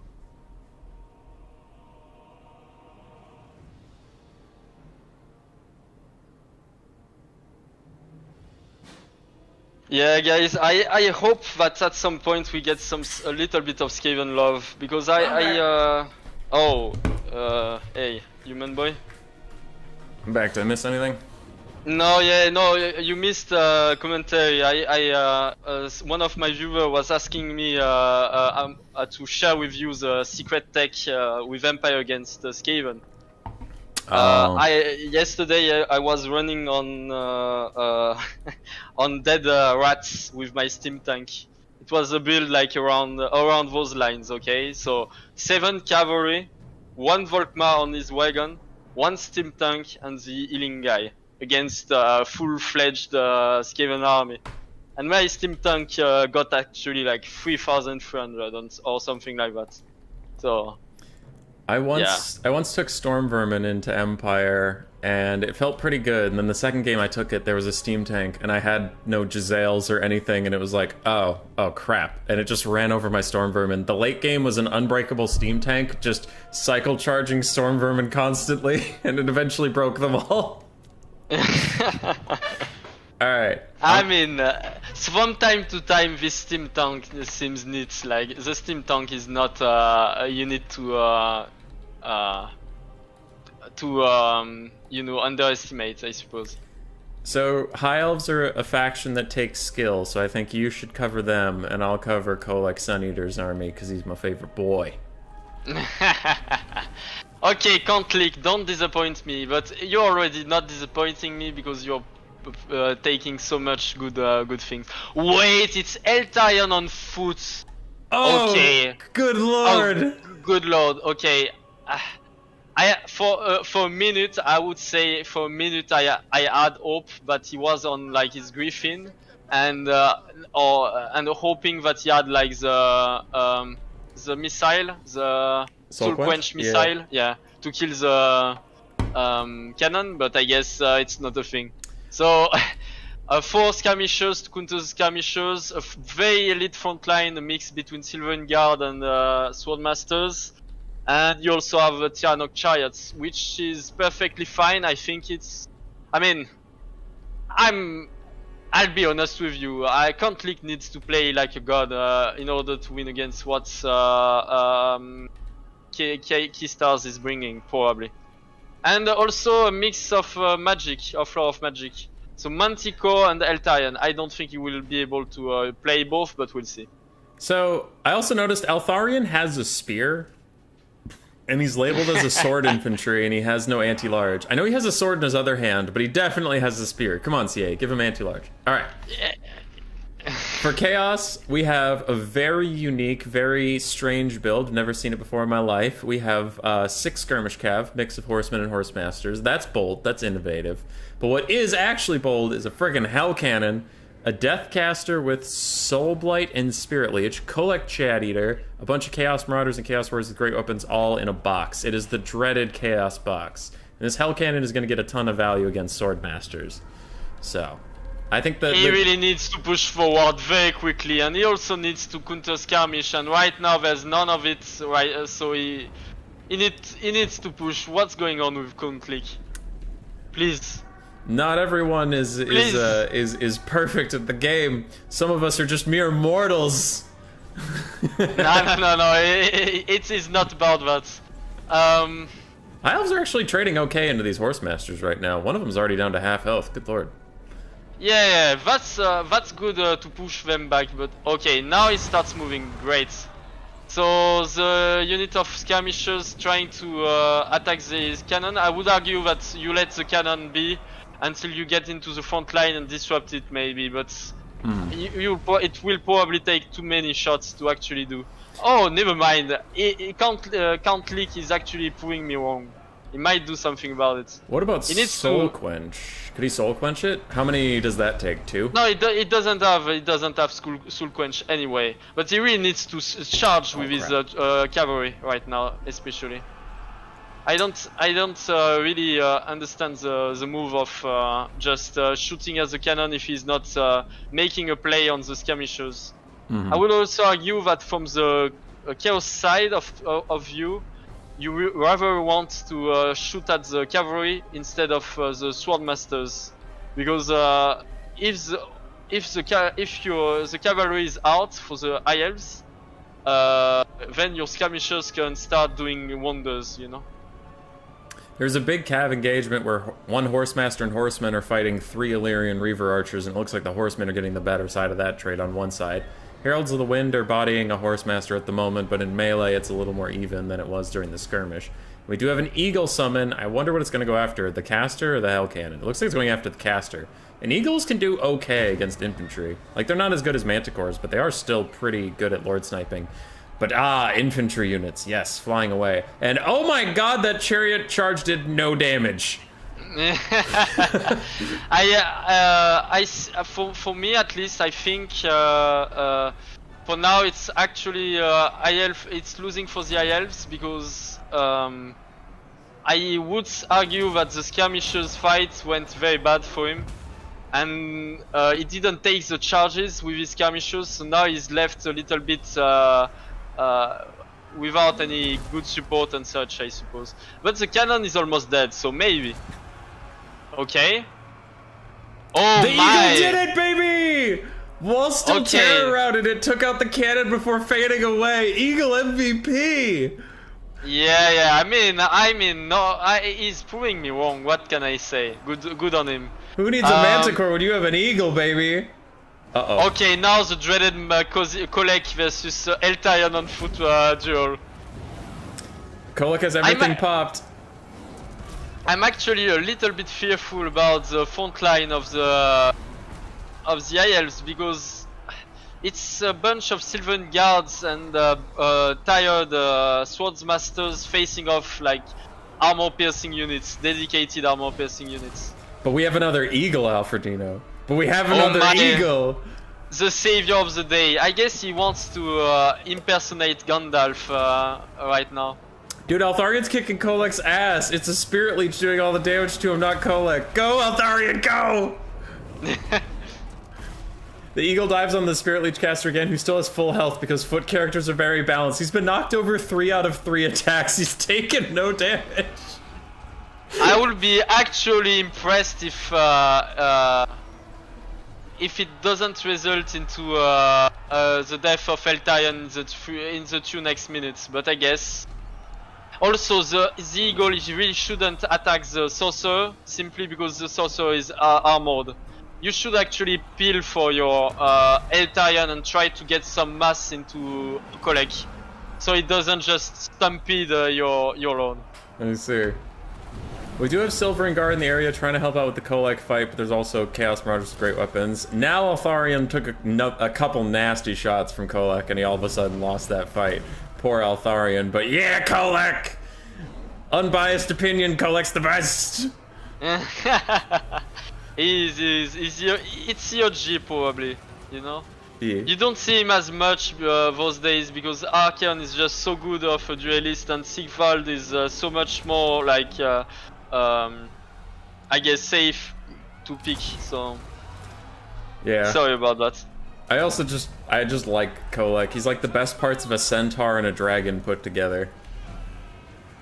Army losses for the High Elves suddenly. It was a Chad move, but Altharion did not unfortunately beat Kolek. Yeah. It's a Chad move, good attempt, and thankfully Xayfer keep his house, and I keep your bets, guys. So everyone is paying now. Good. Altharion with the beautiful 333 value. I think the real sad thing from the High Elf side was the Sylvan Guard, because there is really no reason for Sylvans to be played in this matchup, I would argue. It's good against Marauders, but I don't know. I guess against Chaos Warriors with great weapon, it takes a while for the Chaos Warriors to do things, but I still, if you want to start pushing, and it seems like his army wants to push, he cannot just bring a unit that will just do no damage for a long time, you know? Yeah, the Herald of the Wind got a lot of good value. I like that a lot. I think if you cut the... I like having chariots, but maybe not the Ithilmar chariots, because as we saw, they charged some Chaos Warriors and did literally no damage. Yeah. I actually think this army is very, very small from Count League side. It seems like he has been playing with 3,000 less, but I guess I'm wrong. But what I'm saying is, Eltarion seems to be cost a lot while he's on foot. It's so sad to see. With the kit he brought, it costs 2,000 for him. It right does now. cost 2,000 for him. Yeah. That is a lot. But a good attempt, Countly. Good attempt. I'm eager to see you play more. I'm curious now. You had my curiosity. You had my attention. I mean. Yeah. I do think that, as Nameless Order is saying, I don't think Altharion's that bad if you brought Soul Quench and maybe his mount for some armor piercing. Maybe, but he's not a great lord, but there were slightly better kits for him. But Count Leek does what he wants and what makes him happy, so he's always fun to spectate. No, for sure. And I must say, he proved me wrong on many things in this game right now, because I would have thought that the eagle on the cannon wouldn't kill it as fast, and I wouldn't have thought that the focus fire on the skirmishers on the cannon at the beginning would be worth it. But I guess each time it was actually good for him, so well done. Yeah, he's a good guy. He actually beat my Skaven once by taking triple Hellstorm rocket battery.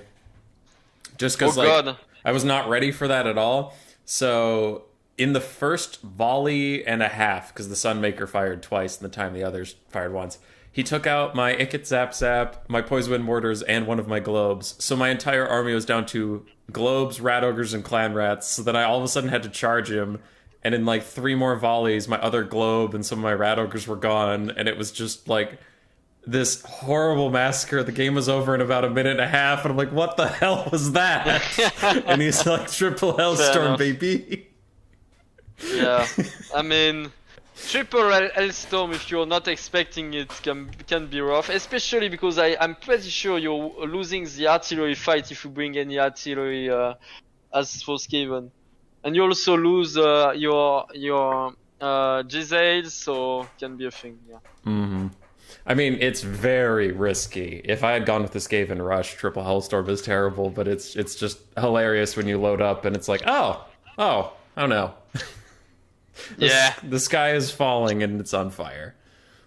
For me, I'm more of you're more like an Hellstorm rocket battery guy, but I'm more Steam Tank guy. So what can I say? Steam Tank is all the way. Kafka. Steam Tank the best. Kafka had a good build against me a long time ago where it was like quad cannon, and then a bunch of Pistolier and Huntsman kite. And the point was that the game would start, the cannons would all focus fire any artillery you had or any range you had, and then he didn't care if you killed them because he was just going to kite you for the rest of the game. So it's like, yeah, my cannons can't move, but I don't need them to. And Huntsman would shoot at the rat ogres, and Pistoliers would shoot at the rat ogres. And after them, they would just whittle down your front line, and it was rough. I guess that was before the dogs, isn't it? Yeah. Because it sounds very, very optimistic, but it could work. I definitively see it. I guess I'm less of a memer compared to some of you all. But I'm trying my best to fulfill my my craving of having some good games with other ways, I guess. So we have the round 4's up. There's 3 good matches. We have not seen Berserk yet today. We have not seen the Phoenix King yet today. So it's Berserk versus Tretch, Phoenix King versus Count Leek, or Chosen One versus Caradoc. We've already seen Chosen One and Caradoc, but that would still just be a good match. So any of those stand out to you? Let's say Phoenix King. All right. My boy will probably bring us glorious High Elf, and Count Leek got my appetite. So. All right. I will message Leek and Phoenix King. Hold on. He's 2-1 today. Oh wait. Oh my. 1 and 2. I thought he beat Tretch, but apparently not. No, Tretch.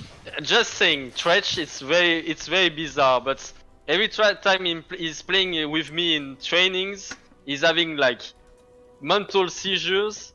But whenever he plays in tournaments, he's actually like a god on earth. So what can I say?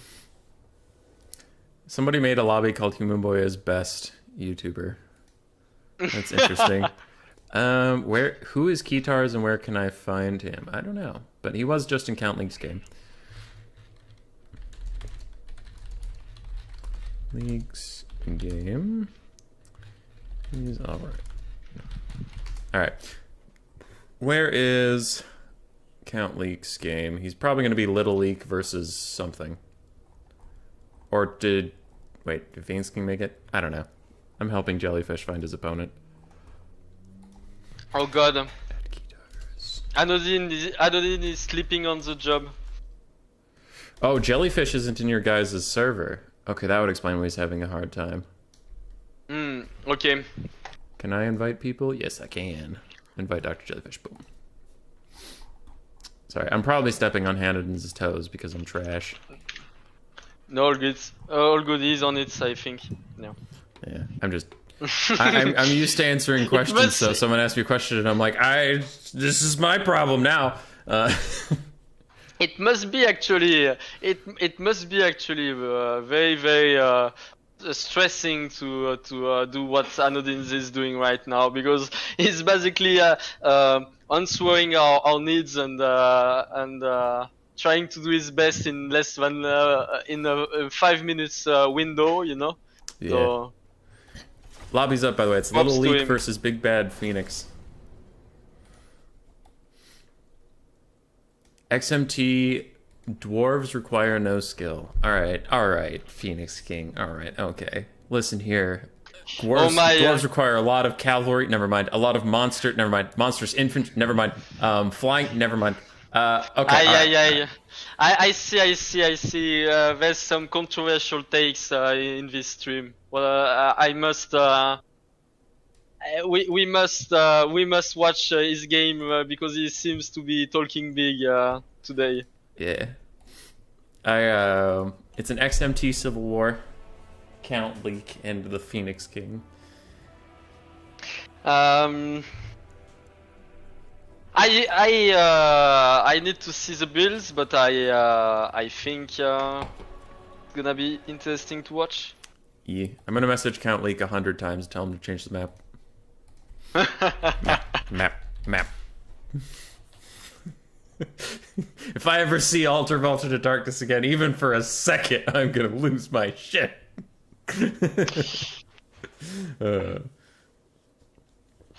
Just to spite at Phoenix King, I'm going to have my my blocker be the dwarf poster yet again.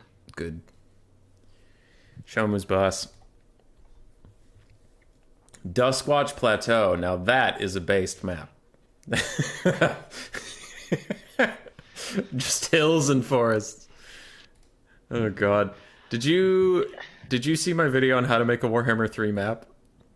Yeah, like you have triacne, isn't it? Was it that, or was it something else? I had like this piece of paper and I was drawing on it with a marker, and it's like you always have to have hills and trees just in the dumbest spots. Yeah, true. I mean, I really think it's randomly generated at some point. Like they do like the drawings for the landscape, then they just put it like in a randomly manner. All the forest, all the obstacles and such. I think it's just impossible to think otherwise, or else it's just like an intern getting tired of the job and getting overbooked, and he was I guess he had no coffee the morning he created the maps, and we ended up with this mess. You know, what can I say? Yeah, we need I'm getting super triggered about the name of Phoenix King. Yeah, I need to right the wrongs. I must take the axe and place dwarf against his high elves and show him who's the boss. But Alfredino, what can you do against such reckless high elf? Yeah. Let's see. That's all I'm going to say. AC Maiden throwing some weird stuff in the chat. The new Warhammer 3 maps looks handcrafted and are gorgeous, though. Which maps? What are you talking about? Was there a release I didn't see? I'll be honest with you. I did not watch too many spoilers of what is it going to be and such. I'm waiting for it, I guess. We have been hyped for too long now, like literally. It's just, but I enjoy the fact that they are making some progress. So. Yeah, I don't have a lot of time and patience to watch the new stuff because I'm busy creating my own stuff, and then like when I'm done with that, the last thing I want to do is like, I just spent 8 hours doing Warhammer stuff today. Let's see what Warhammer stuff's going on. It's like, nope, I'm done with Warhammer for today. I mean, one thing I was exciting about is the fact that it's the starting positions of each lords. I think it was a great teaser of the game. Yeah, the starting locations are, some of them are interesting in like a lore perspective, where it's like, why the heck is this person here lore wise? But gameplay, I think they spread out the factions really nice. I think there's going to be a lot of really good campaigns with good diversity. Because I remember the Warhammer 1 days, and even a bit of Warhammer 2, but most of the Warhammer 1 days were like, everything was very, very accurate lore-wise. But man, if you started a greenskin campaign in the Badlands, your first 40 turns are fighting greenskins. And it's like, no diversity here. All right, just greenskins. All right, true. XMT Dwarves require no skill is playing Dwarves. Okay, let's see it. Count Leak, Count Leak, hear me out. I want you to try hard your ass off, okay? I don't want him to have an easy laugh on me, so please, if you hear me, just play your hardest and prove a point, okay? This time there's no meme, there's just war. Yeah.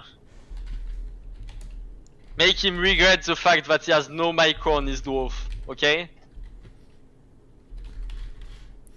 AC Main's asking, which one didn't you think made sense lore-wise? Scarbrand appearing in the middle of the Southlands was kind of weird for me. And Kugoth, like, going to an island to make a special brew is like... I mean, it makes sense. It's not the worst thing I've ever heard, but they got all the way from the Chaos Wastes, walked down through all these lands. Everyone's like, is that Kugoth just wandering through here? Yeah, leave him alone. He's just having a good time. Yeah, I mean, true. But what are you gonna do? Put all the Chaos factions in the Chaos Waste? That would be pretty boring. It'd be hard for any faction to get interaction with them besides Kislev. So I get it. It's just funny explanation. Yeah, true. Yeah. I don't know. I think the campaign's gonna be super I also hype. think Kugath feels a little bit out of place. I really think this location was so unique and should have been used for something else, compared to just putting a greater demand for no reason, you know? Like, I understand the lore-wise that there is all the waste from the Chaos Dwarf from the river up the delta, but still, I still don't think it makes much sense. And as a campaign point of view, it feels very secluded. So that's fair. And Main's defending the starting position in the chat. That's fine. I don't buy it, but there is a reason. But I think we can all agree that the campaign's going to be super hype. Like, I'm really excited to get my hands on Immortal Empires and just play some campaigns. I might stream some of them on Twitch or something, but I have mostly multiplayer following, so if I stream it on YouTube, we have a trash viewership. The trash. But I also like to play campaigns with kind of lore-friendly armies, personally, even if they're not, like, the best idea. Yeah. you know, if I played a high elf campaign where I had Tyrion leading an all Dragon Prince army, that was pretty fun. I mean, whenever you play campaign, you must do this kind of thing. In my opinion, like, it doesn't make sense to just try to optimize it, except if you really want to do like speed runs or whatever. Else, you just want to play a unique, you know, playthrough, I suppose. Dude, Neckbet's pointing out that Helman Gorst is next to Kugoth Plaguefather in campaign. The double Mortis Engine Chariot Blob. Who is stronger? I'm actually realizing that I'm not. I haven't sent my link to my Twitch. No. But yeah, it doesn't really matter. I want to cast at first. Wait, what's going on? Why is Phoenix King getting out of the lobby? I don't know. I'm scared. What happened?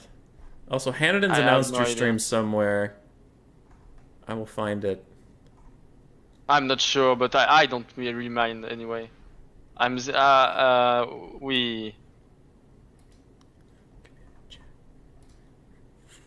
What? Yeah, Phoenix King has been leaving, coming back. I wonder if his lobby's bugged or something.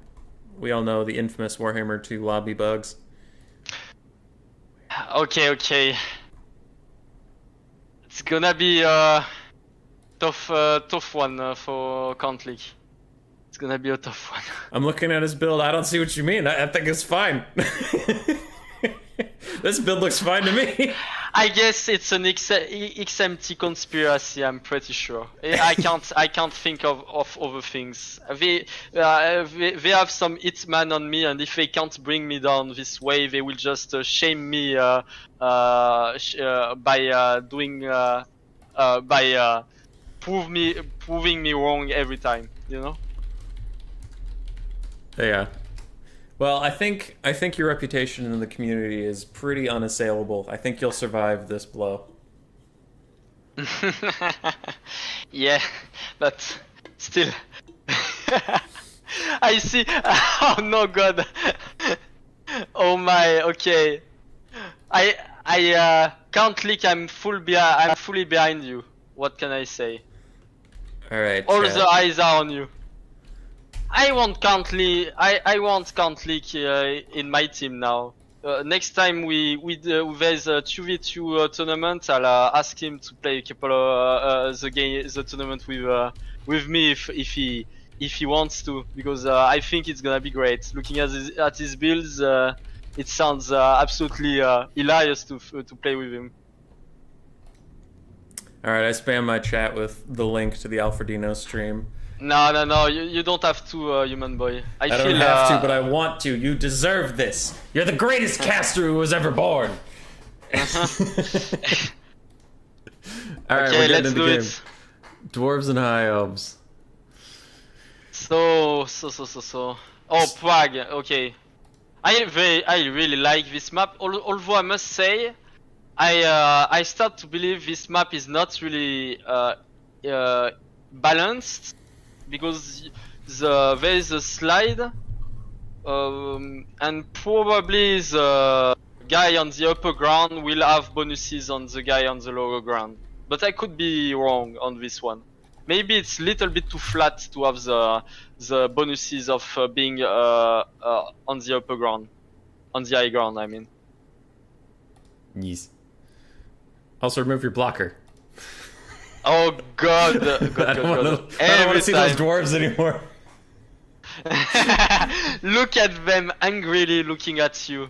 I could spend my whole day contemplating this picture. Okay, I need to talk about this build from Count Leak. He's my boy now. I saw a couple of Alien Rivers. Love to see it. I mean, not especially bad. I would probably think that it's not even necessary, that Rangers might be even better to dive into the backline, but it's great as well. A couple of chariots, so always nice, and the signature pick, the dreaded Eltarian the Grim. On foot. With only one spell, by the way. It's only with Apotheosis, and I'm not even sure he will be able to use all his Wind of Magic. And also, for sure, a Sun Dragon. What can I say? Beautiful. Is great. We have Swordmasters and White Lions, baby. Let's go. I'm so nervous for this high elf build. Okay, I will say, I will say that that overall it's probably winning for the Dwarves.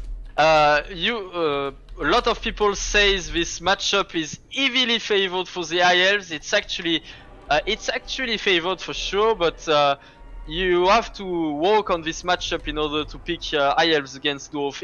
It is absolutely not easy to play if you're playing against a good dwarf.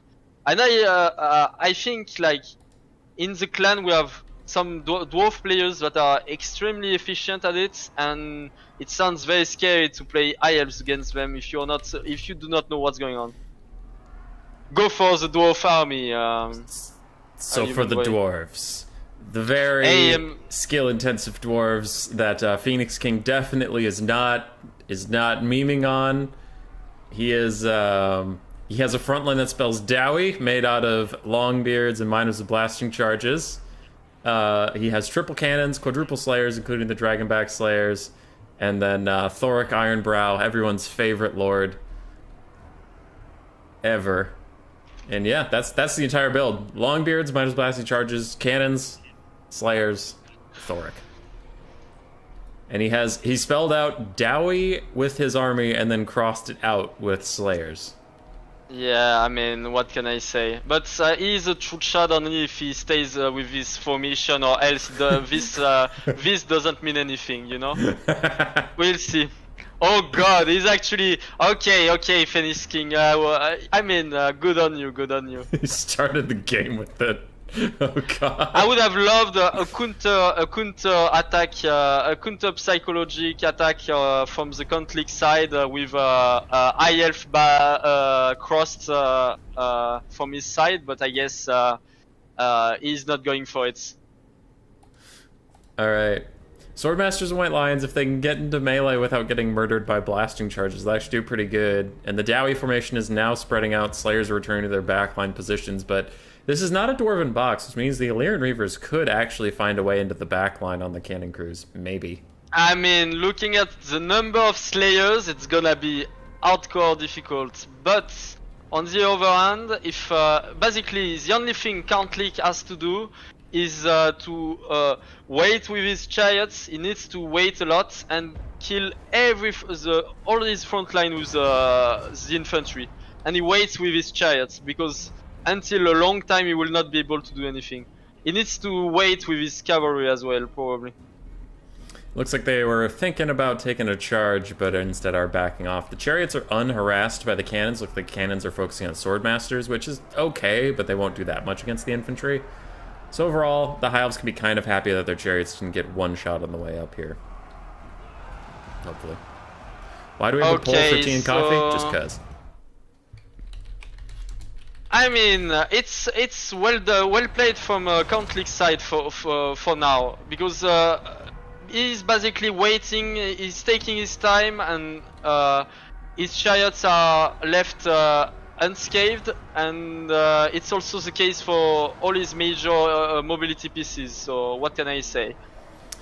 But the Rune of Wrath and the Rune of Doom, sorry. Rune of Doom is popped, meaning his Miners and Longbeards actually have insane melee attack for a little bit, and you can see the High Elves are like losing the frontline fight, which is a real shame. Fiery Convocation comes out! Can it hit? Wait, I missed it, what? Oh, it's and glorious. Some Longbeards, let's go! That's great. Wait, but we have Countlick that was contemplating his own spell, and that means he wasn't microing his Illyrian Reavers. Yeah, but they're trying to get out. They're doing okay. They can make it. They're running. All right. Okay, nice. Sun Dragon's into the front line. I haven't seen any breath attacks out of him yet. He should probably get those out before the dwarves descend into too much madness. But man, the High Elves are taking a beating on this front line. Yeah. No. The most strange part, I must say, is the fact that despite not really focusing the chariots, Phoenix King is able to put so much hurt on the High Elf army. It is a strange take, but I might actually follow it in a way, because if he kills the infantry fast, then diving on the cannons with only slayers, it's gonna be very difficult for the chariots. So actually, maybe the most important target to kill is the front line, like the infantry lines. Yeah, mine is the blasting charges. When you pop a Rune of Doom on them, is kind of nuts that they're armor piercing and they get about 40 melee attack. They can actually trade pretty well against high elf troops. Not like winning, but I mean, for a 450 gold unit that already threw its blasters, you know, it's like, okay, positive trade for you in that point. Sun Dragon is trying to do anything, and it is struggling to participate in the fight. Sun Dragon does what Sun Dragon does best, which is losing games, but there's still a chance that Cantley can get it back.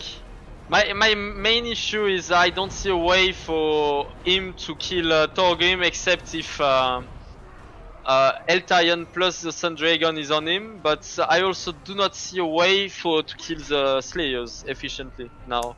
So yeah, and the Lion Chariots just got bursted down really hard by the cannons, who finally decided to pay attention to the chariots, and 4 cannons will do a lot of work on chariot models.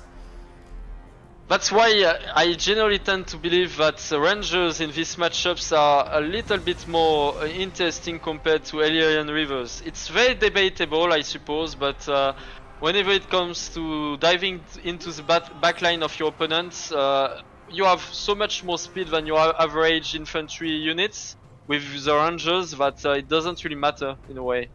You're still fine with your positioning, and you can put some hurt on the Slayers. They don't want to take the fight; it's not worth it for them. Neckbet asks you if this means dwarves take no skill.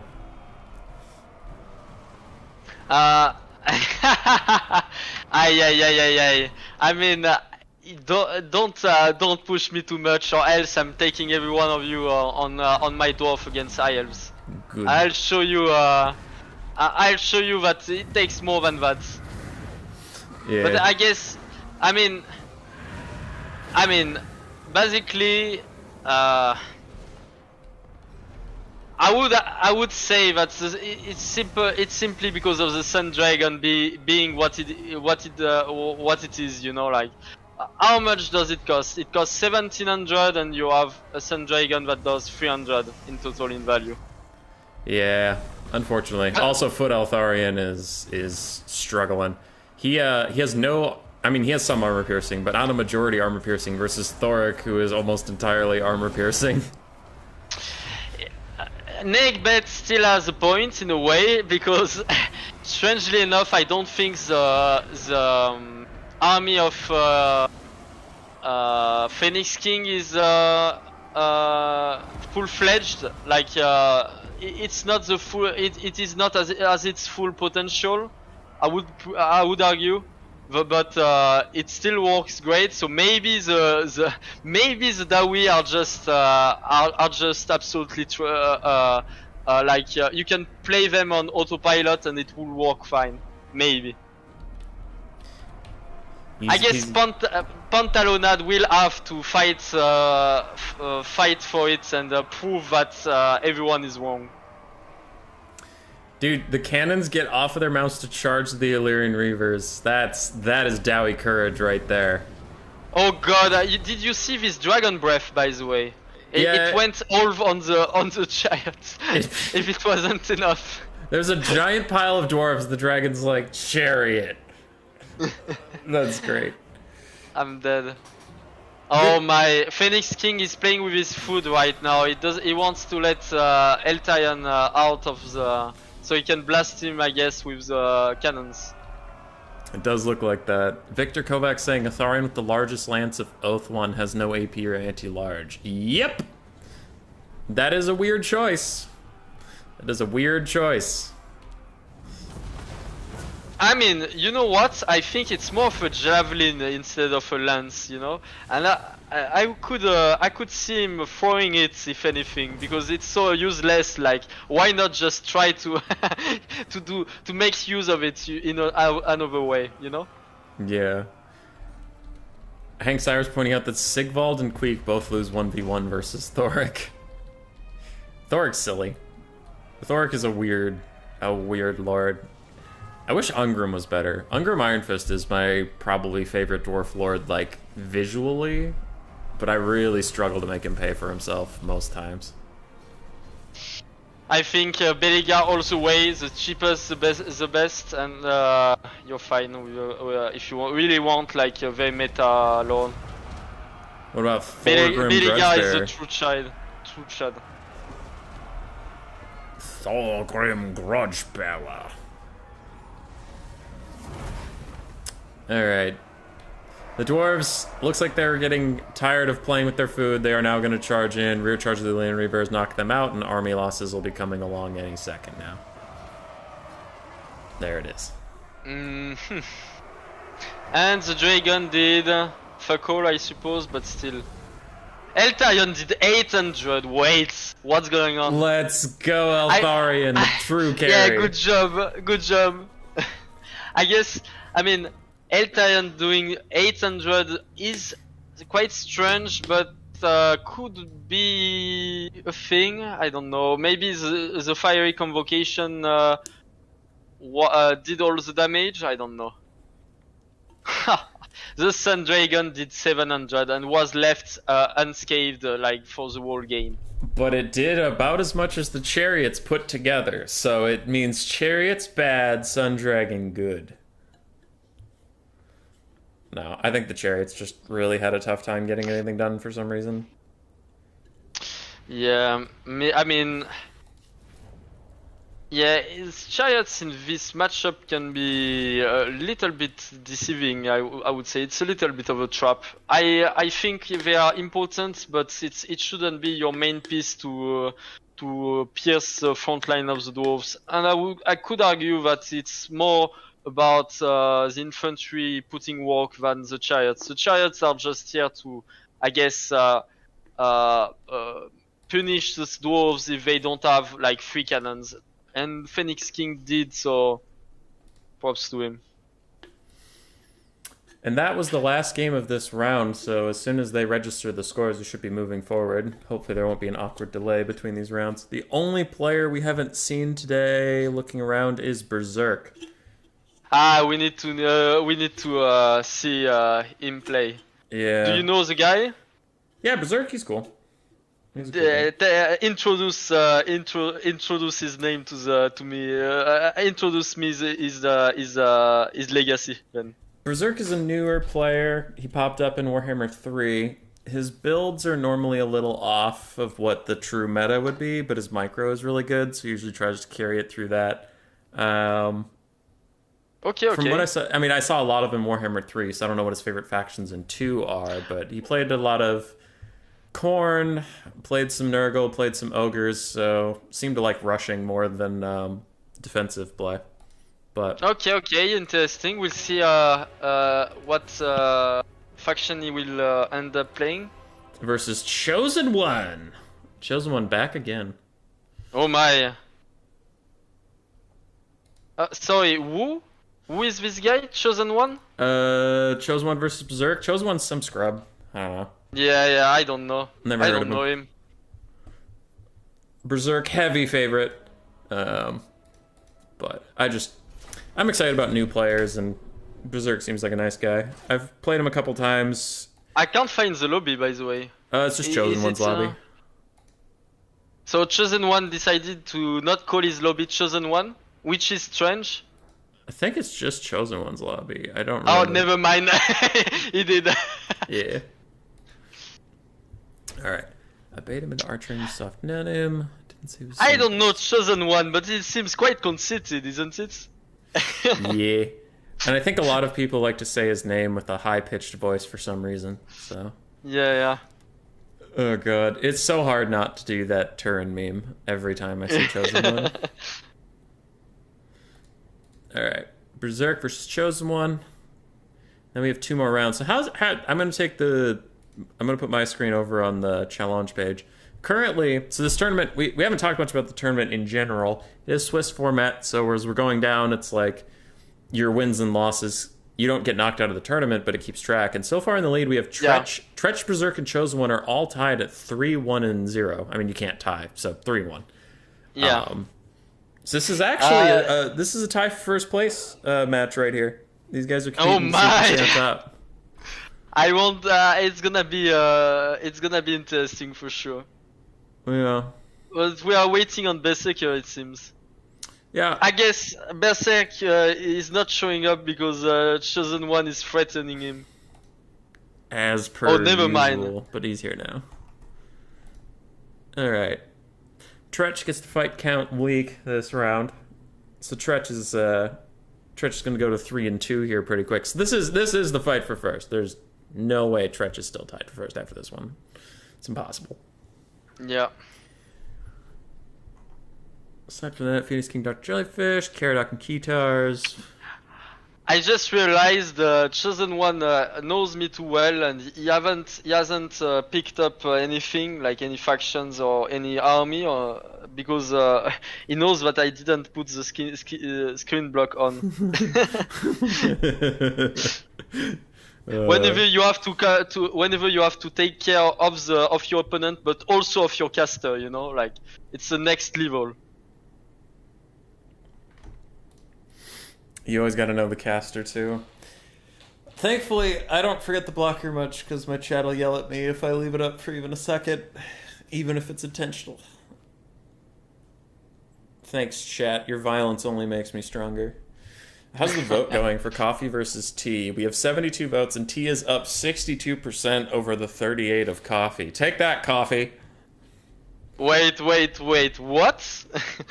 Tea versus coffee. The poll's been going since I started the stream. Tea's at 60%. No way. Everyone is lying. Just saying, everyone is lying. Everyone wants to be, wants to think like, one day I'll cure myself and stop drinking coffee and instead drinking tea. But it's just a lie. It's like, it's an end of the year resolution. You know, it never works.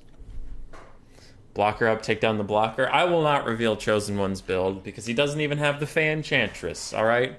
It's Rapunce and the Green Knight. Confirmed. No, it's not Rapunce and the Green Knight, it's Rapunce and the other guy. Like, Henry! Yeah, Henry. Never mind. Dude, Rapunce, I have... oh god, it's Dwarfs.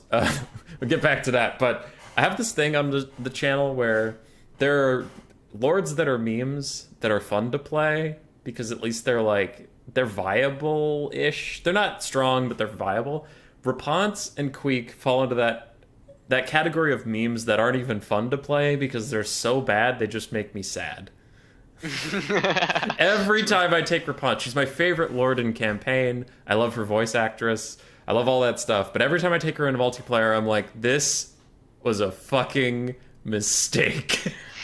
I hate this character. She's so bad. Oh my, Berserk going for the most, going for Dwarf, so I'm already liking the guy. And Chosen One going for Dirty Beastman, but I guess against Dwarf it's permitted. The matchup is actually interesting to play on both sides, but I probably will say that it's absolutely Beastman favored. I mean, not absolutely, but quite Beastman favored, yeah, let's say it that way. That's fair. They do have a lot of armor. I'm actually curious about the lobby also. I mean, the pick and ban to end up like this. I can message Chosen One. I'm doing it right now. Okay, I'll trust you to do that. Also, my puppy rang the bell, which means she has to go outside, so BRB. Yep.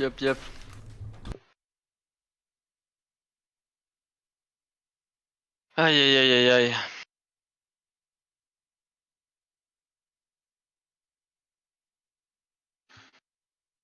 It's quite a difficult matchup actually from both sides to play, I would argue. It's one of the most technical matchup from the Beastman side, at least.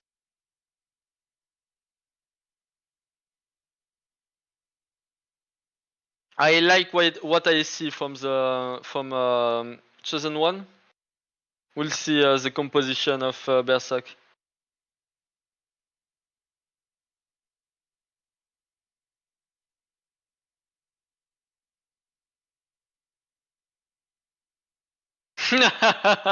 Anodin's 2 seagulls is the way here. I mean,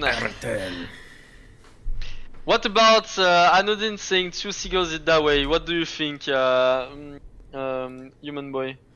Of what? Sorry. 2 seagulls is that way for this matchup. Anodin is saying to me. Doubt. I doubt. You'll be surprised. Anodin is quite the guy that will do like unusual things and try to make it work. It's generally good ideas as well. I would argue that it is workable, but maybe, I mean, a little bit less nowadays because of the chariots. Yeah, Handens' picture is the aspiring champions though, so he does certainly like less than ideal units. Alright, we're getting in here. Let's go. Congratulations on that. Okay, go away. Boom. Did you figure out what the pick and ban order was that we got to this matchup?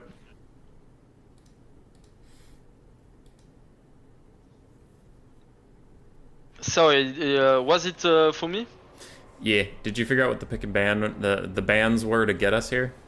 No, Chosen One decided to absolutely ignore me, which I guess is fine. I'm quite annoying, but oh lord, this dwarf build. And oh my god. So what is this? It is So I want to point out a few things for Berserk if he hears me, but first of all, this is probably not allowed what he's doing right now on close to the edge. But if you move a little bit in the mainland, it will be fine. Yeah, I'll message And him. but it's otherwise all good. And yeah, I actually believe that it's gonna be.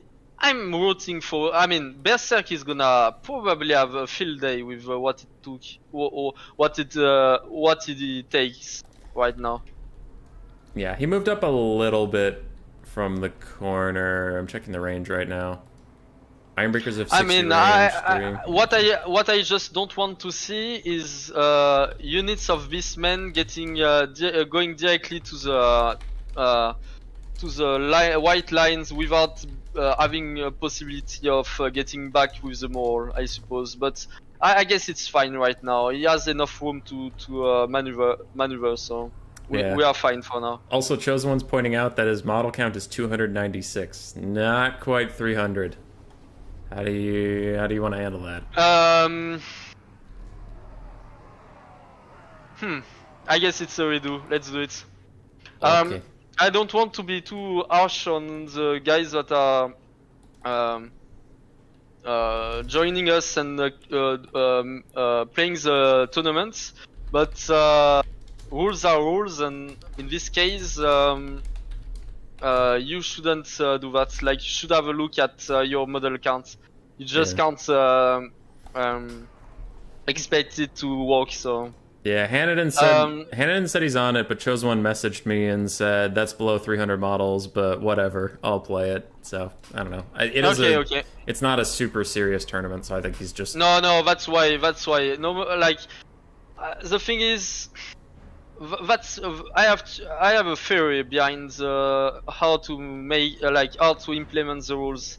On one side, if we are not harsh on it, if we are not like having a ninja and the style of rules of I guess rule setting, you know, we are going to. I don't know. I don't know the exact word. I mean, but Hanniden's I'm is mad at you struggling. about the blocker. Oh God, again. All right, Hannidens. I told him. All right. So Okay. talking about the matchup, this really thin Dowie box could actually run into troubles if the Tuskor chariots can get up to them, because then I that's... just realized. Sorry to cut you up, but I just realized I stopped my stream and restarted in a matter of sec, but I lost everyone on this one. Oh no! That's alright. That's alright. Alright. They'll come back. Leaf water greater than bean water. Hi, Doomsage. So 4 gyrocopters. Unfortunately, there's no Traderkin. Traderkin would do okay here. Spirit Leech would be extra great. And can the... Where's the Manticore? There he is. There he's coming. I was going to say the Manticore and a Manticore summon would be pretty good at zoning off all of these gyrocopters. I mean, it just sounds super bad for chosen one, because normally you'll see at least 1 or 2 RP or 2 Manticores or something around those lines, you know. I guess you can work it out with 2 Manticores because it gives you enough time to get to the box of your opponent without too many loss, you know. But in this case, without anything, it's gonna be absolutely atrocious to play. That being said, it's very, very coin flippy the way Berserker is playing it. And I would like Chosen One to stop messing around and just rush the front line and let the archers behind and try to do things. I would say that the summon was absolutely terrible, like the Manticore summon. Oh also, yeah, gyrocopters have 100 speed, they can just outrun it. Yeah. And also, the Manticore, I mean, debatable, but I would also say that the Manticore needs to be a little bit more involved. If you bring all your chariots on one spot and defend them with the 4 archers, then maybe there's something. But right now the main problem is the archers will bring low the gyrocopters but will not kill the models. So as long as he has 3 models, even if they are like low HP, it's still gonna be just fine, you know. Mm-hmm. And that's a problem for Chosen One. Archers are doing okay for now to gyros. I mean, 2 of them are at half health, 1 of them's at about a third missing, the other is full. But unfortunately his caster is about dead, 1 of his chariots is about dead. I mean, okay, on the bright side of things, if you think about it, there's a lot of ammunition being spent, so it's not completely bad, but yeah, it sounds still pretty atrocious. Is there an engineer? There is an engineer to give ammo, and the dwarves are moving up. Yeah, so I mean, both players are following the attacking rules. Actually, Berserk could even stop moving forward to Chosen One, and it will still be attacking, so it's perfect. But yeah, no, I mean, I think Chosen One is having a rough time, yeah, right now. Yeah. It's not like you will think that archers are the way to go against gyrocopters. It really is not. With good micro, you will not be able to do things against gyrocopters. So the caster with 18 health is going to walk straight off the map. 1 of the Tuskor chariots is also very low. It does rally, but it is very low. As far as the gyros, they're doing okay ammunition-wise, especially with an engineer nearby that could just reload them. I'm also very, very worried about the fact, basically like 1 unit of gyros with full ammunition, and by the look of it, it will be able to have full ammunition because of the engineer, is able to kill all the chariots in time. So it's gonna be tough. It's gonna be very tough. Mm-hmm.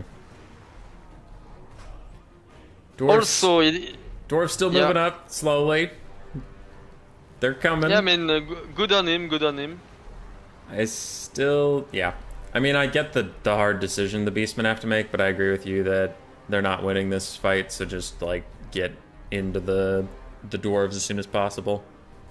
Generally, that's why you you can go for 2 manticores, I suppose, and the rest you just ignore the gyrocopters, and you try to basically make the most of it. You know, like you might not be very. You just want to weather the storm, I suppose. But in this case, oof. Big trades here from Chosen One, though. He gets one of the gyrocopters down to 1 model. He takes another one that's still at 3, but takes about half its health off as it sat right above some archers. So now he's making some ground back at last on these gyros, and their ammunition's running low. Honestly, this isn't going terribly for the Beastmen. It's not going great, but that last minute of gameplay really brought this back into the Beastmen's, like, doing okay.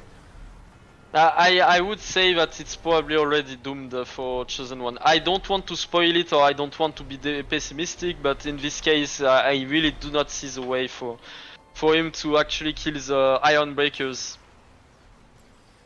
The gyrocopter turns into a spawn. That's actually glorious, but now he has to be... He really needs to push now, Chosen One. He's doing like... He's taking too long. He's really taking too long. Gyrocopter turned into a spawn. Definitely gonna make a video out of that one. I mean, Master Engineer actually putting some work on the Manticores, which is absolutely great. I don't know why Chosen One is spreading out, but I guess there's... Man, gyros are out of ammo except for the one that got the reload from the Master Engineer. That's going okay. I also am a little confused about the spreading out at the moment. Maybe he's relying on Archer Kite, so after the gyros are done doing their business, he's realizing he's just going to have to kite this across the map. I mean, we can't really draw kite it, and by the sound of it, he should really not spread his archers, because spreading the archers will mean that he will be able to dive with all his gyros on one side and quickly take care of isolated pieces, you know. So I really do not see the point of it, but why not? I suppose we'll see. He still has some chariots, so that's great. Now he really needs to take care of the Iron Breakers. But again, I really do not know what's the game plan of Chosen One, because as I said earlier, the more he waits, the more ammunition the gyros will get, and it's a fight he will never win. So yeah, the engineer only has 2 more casts of reload, which is something, and the gyros are again almost out of ammo. I would like to see Berserk following the Manticore to get it out, because it's probably going to get back. Big volley from the archers there. Yes. Actually does okay damage. Manticore's probably just charge. Oh, it broke again. It's going to shatter this time. Okay, you see Chosen One's actually playing very smart. Oh my god. Oh, it was still atrocious, but he's playing smart by taking off all the blasting charges, which is quite nice, I must say. Although it will be difficult to dodge also the Trollhammer torpedoes, but he's doing a fine job with that. There's only 1 reload left. He just used his 3rd one on another gyro.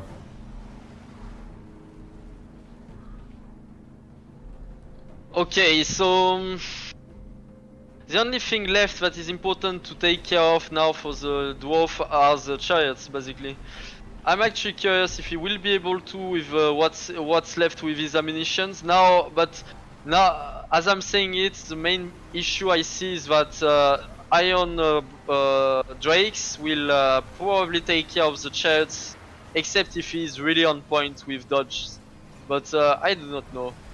I also do not see a way for him to pass the Iron Breakers. But yet again, we will see how it goes. Gyros hovering right above archers, taking a decent amount of damage. And when is that last restock going to come out? Dun, dun, dun. Another chariot's routed off. Another chariot still has 3 models, but it's down to half health already, and Tuskor Chariot's leadership is pretty bad. Gyrocopter sitting above 4 archers, actually taking a lot of damage as far as gyrocopters go. And there's the last reload. There's no more reloads. He really needs to stop shooting at Morgur because I don't think it's a way.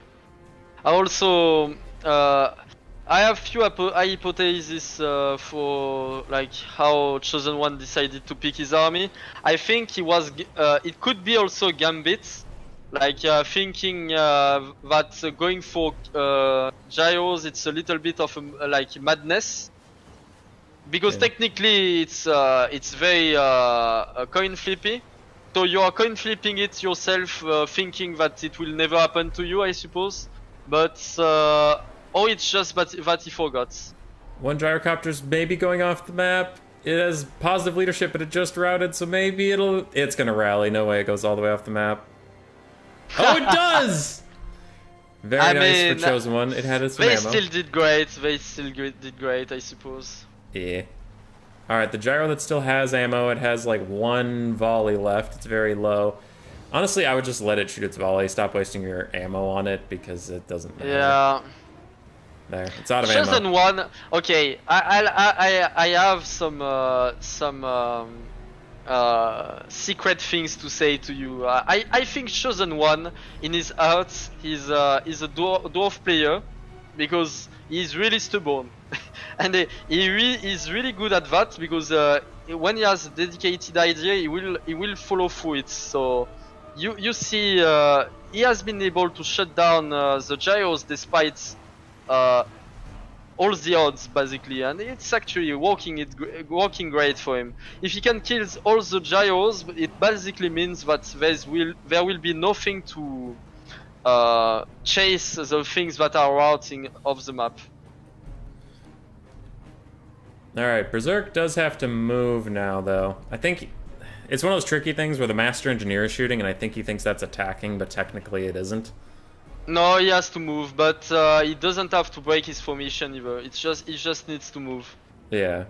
But it is one of those tricky things where it's like, well, the Master Engineer is attacking. Yeah, but that doesn't count because reasons. Oh yeah, no, for sure. There, the Ironbreakers are shooting.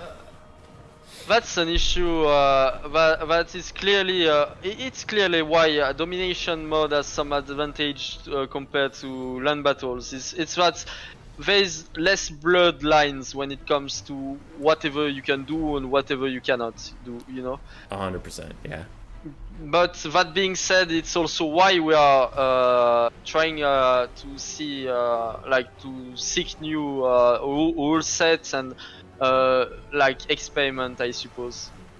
I really would like to see Berserk starting to attack because or both of the players actually, because right now it's not attacking for both of them. Yeah, looks like Chosen One's starting to move in now. His archers are in position, but I'm not sure to do what. What are they going to shoot at? Because they don't have any good targets. Maybe Thoric. Yeah, I'd probably put all your arrows into Thoric. Better than nothing. Thoric could be a thing, I suppose. Oh my god, it's gonna be brutal. He wants to avoid the blasting charge. Oh god. It hurts. Alright, Bestigors need to start moving up if they're going to get here in time, because they are pretty slow boys. Gyrocopters are just essentially Dwarven Hound units now, where they can chase stuff that's off the map. Ungors piling in, blasting charges going out, doing lots of damage, and Ungors are breaking in any direction. Now Gors and Ungors are moving up, Ungor Raiders, to try and take the fight. Morgur is here, he has his at-will summon. He's getting blasted a little bit by the Iron Troll torpedoes. I would like to see actually Thoric trying to get to Morgur. Yeah. Okay, we Spawn have summon? spawn summon. It's gonna be great. That's also why boxes in land battles are getting care of normally. Like you will always see some sort of spell or ability that will be able to break the lines.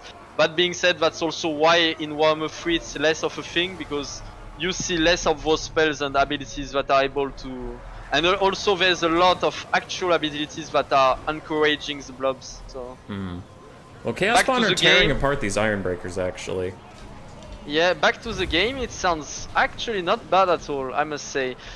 the chariots are still here, and I mean, if the engineer is not enough to kill the chariots, oh wow, we see a charge. Oh, it's gonna be bad. Gyros charge the chariot, and their chariots are hanging on, and the dogs are here. Go, dogs, go! Tear those helicopters apart. I love Warhammer Fantasy World. What can I say? All right, it looks like the gyrocopters have met their end. Dogs are now all over them. Iron Drakes have been pretty effectively shut down by the Chaos Spawn, and Chosen One has plenty of dogs around. If he can get anything to rout, he can chase it off the map, but Dwarves are going to pull ahead on the balance of power, as their leadership is waning, but the Beastmen army has, like, nothing left to throw at this. Just dogs. Just dogs. Yeah. A couple Ungors diving in, archers are out of ammo. Oof. Yeah, I guess that's why you all hate on the dwarves, because you're always thinking of the Gyros builds. The worst possible scenario. Yeah. Yeah. This is it. Like, the matchup is overall Beastman favored, but it can be a little tricky. Sometimes you have to take a bunch of harpies to dissuade gyro builds like that. But then if there are no gyros, then your harpies are wasted because they don't have much to do otherwise. So it can be pretty annoying. Yeah, true. I don't think there's much Chosen One can do at this point. He's trying to let Morgar just regen up, but... Yeah, no, but Chosen One is a scrapper, and that's why he's a absolutely great player. One of the OG in the scene. I mean, you see everyone, every time, even if he's losing, it's always a scrap, so it's nice to see it. I like this attitude. Yeah, I did his best. Another Fire Ring of Thori taking out some Gores. Bestigors are fighting okay with the Norgelming's Ironbreakers, but I think if Thoric Ironbrow gets one more Rune of Doom out, this is going to be GG. Because all of his troops causing fear is going to be enough to lower the leadership of the Beastmen. Yeah. Dogs counter dogs. Yeah, if only Dwarves got mechanical dogs, gyro dogs. I want to see the models from Untimes in the on the tabletop. You know, there is some dwarves that are like literally mounting Carnosaurs. It seems.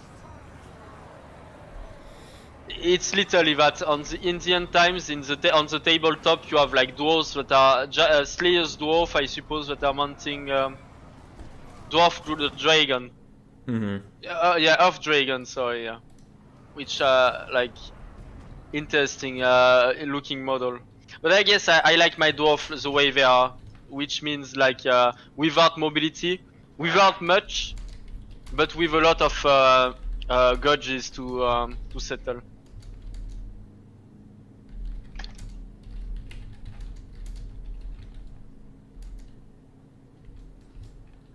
Hey Giga, so for the pick and ban, it's basically pick one, ban two, pick one, and then blind pick. It's actually pretty interesting. The idea came from Anodins, if I believe. He was playing an Empire tournament, an Age of Empire 4 tournaments, and they are using a website that is basically randomizing the picks and such, and it's you can do a lot of things, like you can randomize you can blind pick, you can randomize, you can also yeah, apply this kind of systems, and it's just great, yeah. And that game was definitely the longest one of that round, so we should be getting straight into round 6. As once the score is reported for that, it'll go down one. And then Tretch versus Berserk should be what the algorithm chooses, because they haven't... Oh, they did fight 2 rounds ago. Okay, then I don't know what the algorithm will choose. Tretch and Berserk are tied for first at the moment. Berserk versus Caradoc, Count Leak versus Chosen One, Tretch versus Jellyfish, and Keytars versus Phoenix King. Anything stand out to you there? Let's see. I think we need to follow one of the two contenders for the first place, because it's gonna be tense. Is it the last? Wait. Is it the last match they are going to have to play? There's 2. 6 and 7 are left. Then it's up to you, but I think we should follow Phoenix King this time, or Jellyfish. Both of them, I think, didn't get a lot of screen time, I think. Okay, Jellyfish is closer to the top. Well, Phoenix King is 2 and 3, and Jellyfish is 3 and 2, so I guess it's not that difference. And then the last round, we should cover whatever is going to be. Oh my God! Look at this lobby. We look at this. Okay, we are definitively following anyone but Phoenix King. Joking, but look at the of those lobbies. Like, what can I? I'm logging in, and what can I see? See Alfredino. Yeah. That we require no skill. Yeah. Okay. I see. That's pretty funny. All right. Phoenix King versus who? Okay. I'm gonna have to rename myself after this one. Yeah, either is fine. Whichever lobby I see first between Tretch and Phoenix King that have the spectator slot up, because I think C. Alfredino Dow require no skill is Phoenix King, but I don't see any spectator slots. So technically, can't join that one. Good sir. It doesn't want to get. It doesn't want to get exposed, I suppose. Yeah, Jellyfish versus Tretch exists, and it has spectator slots. And Alfredino Dow requires no skill is still no spectator slots. So I'm joining Dr. Jellyfish and Tretch. Okay. So I can't really spectate it for now. Refresh the list, maybe. Okay, perfect. Jellyfish. Tretch versus Jellyfish. So I'm actually curious. I need to know the pick and bans. If you hear me, Tretch or Jellyfish, for the matter, just tell us the pick and ban, so we have a general idea of what's going on. So far, we have seen unique factions. I mean, factions that you will normally not play in tournaments, so it's kind of nice, I suppose. But again, it might just be because the tournament is small and people are trying out things. Yeah. Also, for those who are watching the streams, but also like participating in the tournament, I would like your opinion about it. It's interesting to know everyone's opinion on the matter. For us, so some feedback is always great. So yeah, the Vermin League into Immortal Empires, we have a couple things we want to put up for people to answer before the next season starts. But one of them is going to be pick and ban. Some people want to go back to pick 1, ban 2, though I'd probably up that to pick 1, ban 3 because of how many factions there are. But pick 2, ban 0 is also pretty good. With blind pick at the very end, I just worry about like loading into a match you can't possibly win, like Dwarves versus Skaven. It's just like, well, crap. I like the bans applying to both players, but I do worry about getting a blind pick mirror or a blind pick just unwinnable matchup. Dr. Jellyfish gets Skaven versus, it looks like, Beastmen. Excited to see my God. Okay. I mean, good luck, Jellyfish. I root for you. I pray for your win. It will be a good upset. Let's say it that way. Oh, let's go. I have things to say, but if I said them, it would defeat the point of a blocker. Oh wait! Every time. I forget. I popped over to your stream and I could see it. Yeah, no, but I mean, it's It's so dumb. I can't. I need to step up. That's why, like, whenever I'm playing on stream, just to like have some training with people, I just don't care. I trust my my clanmates, but because of that, I always forget to whenever it matters, you know. Yeah, dude, I used to, like, when I was playing, have no screen blocker because I like to talk to chat about the army I'm building. But Yeah. if you do load into a game where you get hard countered, like, and that happens, like, even if you aren't streaming, that'll happen sometimes. You're like, oh, this build is just not what I wanted to face. I got hard countered. Yeah. If you didn't have a screen blocker up, like, the paranoia sets in where you're like, That's absolutely true. Like like sometimes I see like even in our training, I see completely unworkable things that are actually countering my army, and I'm thinking like, okay, wait a bit, like what happened? I start to feel like I start to fall into conspiracy theory, you know. all right, now I can talk about it. Dr. Jellyfish has taken my build! Like, pretty much. Slight variations, but the main point is there. It's my build versus the Beastman. It's gonna win. It's the perfect build. It's never lost, ever. Oh, I'm so excited. Oh, I see. So about to give some context about the last to give some context about the last match between Chosen One and Berserk.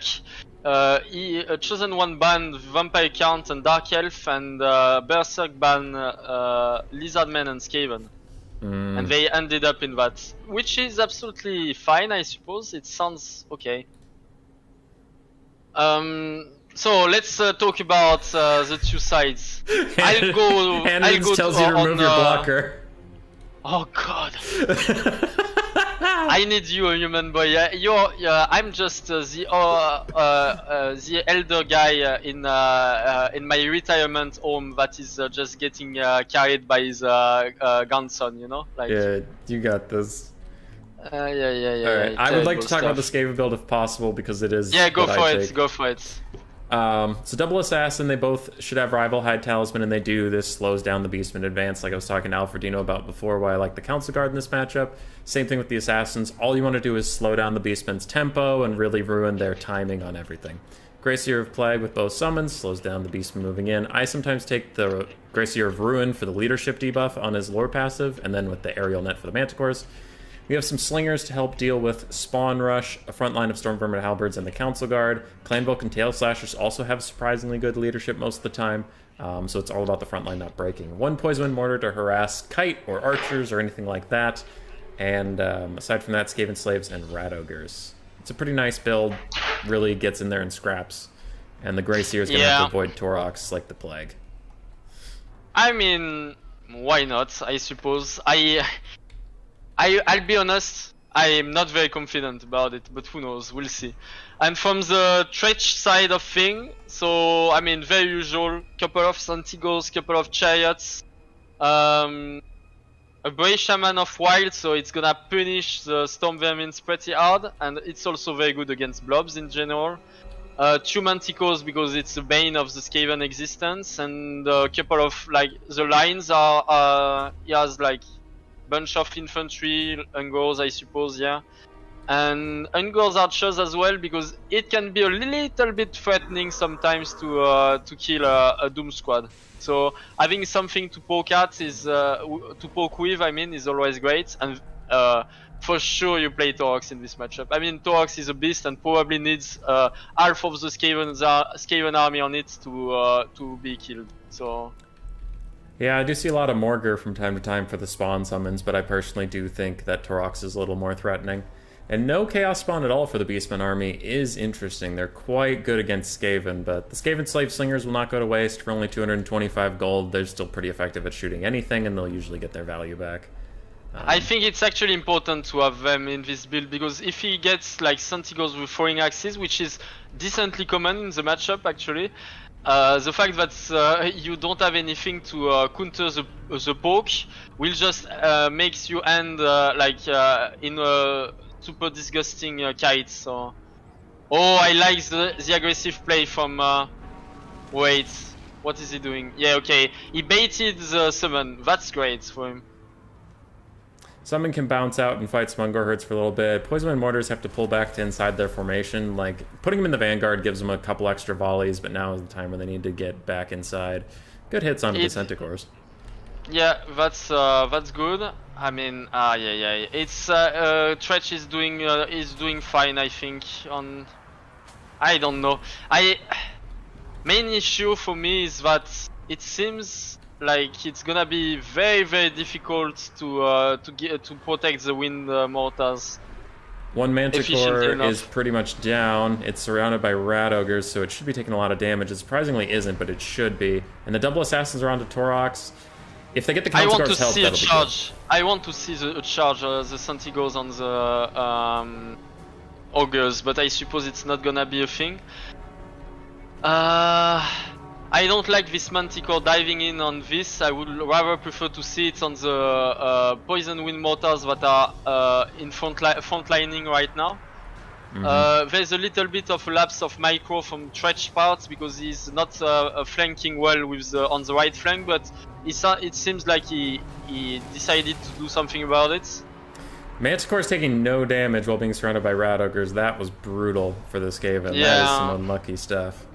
Oh, and the Sentigos taking the charge on the Rat Ogres. Oh my, okay.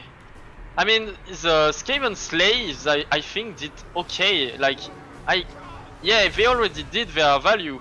So, I mean, nice. Torox is down to about half HP. He is having troubles because, like, the Gracier just keeps circling around the Council Guard. No matter where Torox goes, he's going to be standing in those elite halberds. Assassins might want to turn on the Bray Shaman of Wilds. They'll do good damage against him. I mean, he really shouldn't. I guess he's taking the fight. He really shouldn't actually, because he doesn't need to. Like, what's usually is happening in this matchup is that the Skaven army will have a strong center, like something quite blobby, some sort of like Conceal Guard plus 3 Lord and Heroes and such, whatever, and everything else will rout because it will be folded by the Beastmen army. So Tretch is not really patient on this one, but I guess it doesn't matter. Oh, maybe it does actually. We'll see. Gracier's getting a little too far away from his support. Manticore's chasing him around. It looks like he's trying to come back now. He knocks over Torox. That was key. He took the damage from the charge, but he still knocked over Torox, allowing him to get past him. And now the assassins are going to bounce out and keep harassing him. Gracier's going to get back into his Rat Ogres, into his Storm Vermin, and he will stay alive. Dreaded 13 being casted. Oh, and it landed. Okay, good job. Ooh, deletes the entire archer. I think Tretch is losing it right now. He's having his usual mental seizure during our trainings, basically. It's debatable, but he's brute forcing this fight, which is not required. I would say personally. Yeah, but and Torox is running. Torox is running 66 health. If he goes down, the Beastmen are completely screwed, and he is down. Oh my god! Is it a game where? Oh my. Okay, the Manticore is also on the edge of breaking. Gracier gets a nice punch to his face along with the assassin, and he breaks. Beastmen in Mass Exodus, a beautiful cast Scorch, takes out the last archer that wasn't running. Centaur's coming in. It's a mass break from the Beastmen, and the superior Skaven build wins again. It's a human boy build. It can't lose, Alfredino. It can't lose. What can I say? What can I say? Everyone is trying to prove me wrong today. I guess let's continue. Good job, Jellyfish. It was well done from you. Like the fact that you keep your things together and you are dedicated, like you knew what was mattering the most, and you had your micro where it should have been. So great on you. Yeah, I think Tretch really did really did his worst on this one, but it's a game. It's fair. I guess he didn't have much experience on it. Maybe. Yeah. It's well done. Well done from. I mean, interesting fight from both of the players. Council Guard didn't pay for themselves, but they were important. Assassins did a lot. Greyseer just stayed alive. Slingers both did fine. Combined, they paid for themselves. Poison Wind Mortars got shut down, and then Rat Ogres did okay. I like the build of. I think the build of Jellyfish was well put together. So, and Tretch build is also nice. Like it just got outplayed on this one. There's no much thing more to say about it. Mm-hmm. So I guess yeah. Let's move to yeah. Sorry. You're gonna say when you said the Skaven build was, I was like, you better be complimenting it because I have a very similar build. It's the best build there ever was. Basically, except okay.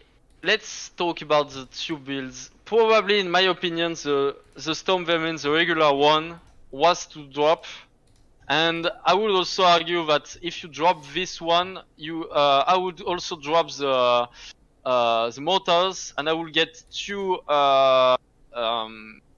dedicated like Globadiers, and maybe up some things like get the Rat Ogres Regiment of Renown and such. And yeah, do your best with that, because mortars alone can be, yeah, they did 400 and I don't like them in the Beastman matchup nowadays. They got so nerfed, it's probably very difficult to protect them as well. You have a lot of ways to punish them. So just go for Globadiers, you're fine. But the rest was just a textbook and very nice. I really like it. And from Tretch point of view, I tend to think that it wasn't much about this build. I would maybe not play the Gore Herd. I mean the dual weapons one, but it's just due to the fact that he really committed so hard on things that should have been his the least of his concern. I guess he was too used to just smashing Skavens, and he didn't play the matchup recently, so. But fair for both players. Hey Saphir, how you doing, man? Long time no see. I really, as a Skaven player, I think the third Manticore summon instead of Traderkin, a third Manticore is so much to deal with. If you have Toroks running around, Chariots running around, there's only so many Rat Ogres you have, only so much mass. As the Skaven player, I can say when I see the third Manticore summon, that is my least favorite spell. So I think that's better than Traderkin personally, but I can understand the Traderkin pick. Hey, Dr. Jellyfish confirming it. Nice. I'm glad it worked. Dude, I hate when someone takes a build that's similar to something I take, and I'm like, oh, I love this build. And then they get trashed on, and then I have to, walk back. And I'm like, well, you see, I mean, the build's actually good, but it's... Today, I'm the one getting... I'm the one getting my expectation crushed, I suppose. Yeah, dude. As a caster, that's what you got to get used to. You're never right. You're never right. Yeah, but so right. What about? So it means that between the two of us, I'm more cursed than you. Then I'm the one getting cursed. You are more. You have more of. Your predictions are less. Are more reliable, I suppose. Well, Hanadins and I did set up this whole thing just to harass you. That's all this was about. Yeah, I guess. It might be a little bit of it as well. Yeah. All right, what do we got? So, if looking at the bracket, if Berserk wins versus Caradoc, we will have 3 people tied at 4 and 2. If Dr. Jellyfish, wait, that was Tretch Dr. Jellyfish. Oh, and then Chosen One. Okay. No matter what, we have a 3-way tie at the top, maybe a 4-way. So if Chosen One beats Count Leak and Caradoc beats Berserk, we have a 5-way tie at 4 and 2. That would be great, I must say. That would be wonderful. That would be pretty great. Yeah. And if Berserk wins against Caradoc, that would make him 5 and 1, and he would be actually the leader. But then how would that work for the final? I don't know. I guess we'll just have to see the next round, because it's too much to think about and try and parse out. Yeah. So who do we want to follow? So we followed Tretch and Jellyfish 2 times, Chosen One as well, Conflict as well. Phoenix King, we followed him only one time, but I don't know if he waited or not. Yeah. I don't know if he's waiting on us with Keytars. Probably not at this point. Probably not. Yeah, probably. We'll have to wait and talk about boring things like what's your favorite Skaven meme and such. So we are going to lose viewers on that one. Always. Do you wait? Who did someone in ODM get into the final big tournament thingy? Stormrunner, I just got here and you're talking about a 5-way.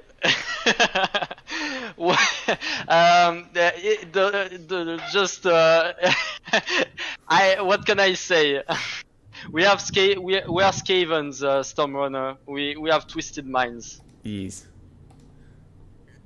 Clearly. Alright. This thing's Caradox Lobby. So Caradox Lobby popped up and it's empty now. So that means they finished. Caradoc did beat Berserk. Okay, so we have... If Chosen One wins, the 5-way tie is real. Oh my. Go, Chosen One, go! Go, Chosen One, go! Wait, Caradoc... Okay, I need to see. I'm looking at the bracket. Okay. Yeah. That's going to be very interesting. Yeah. Chosen One, you need to do it for the sake of the for the sake of entertainment. Oh boy, yeah. I feel bad rooting against Count Leak because I love my boy Count Leak, but the 5-way tie is just too much to. It's too much. Yeah. This time it's too much to pass on. I guess we need to find a match where 2 of the said finalists are going to play, maybe. Trying at least. Yeah, we'll try. We'll see what the algorithm gives us. So, I hear a lot of doom and gloom that vampire counts are going to be the kings of domination mode. Is this true? Or do you think there's another front runner?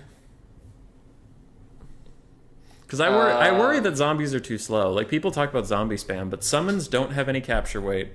And any reinforcements you summon that's infantry are going to take forever to get to the capture points. Yeah, I mean, okay, from the testings, Vampire Count is great, it's a great faction in Warhammer 3, and even with the buffs, it's like a very difficult faction to play against, but it's still workable in some cases. Strangely enough, for example, Slanesh is particularly good. You wouldn't think so, but in our testings with like very competent players, I'm talking about like some of the best domination players I know personally, I think it is quite surprising, yet the Slanesh is actually doing great. So, but it's early draws, you know, we can't know for sure. Mm-hmm. But that being said, Vampire Count seems to be a very threatening in Warhammer 3, yeah, for sure. I see. Have you used dragon mounts at all?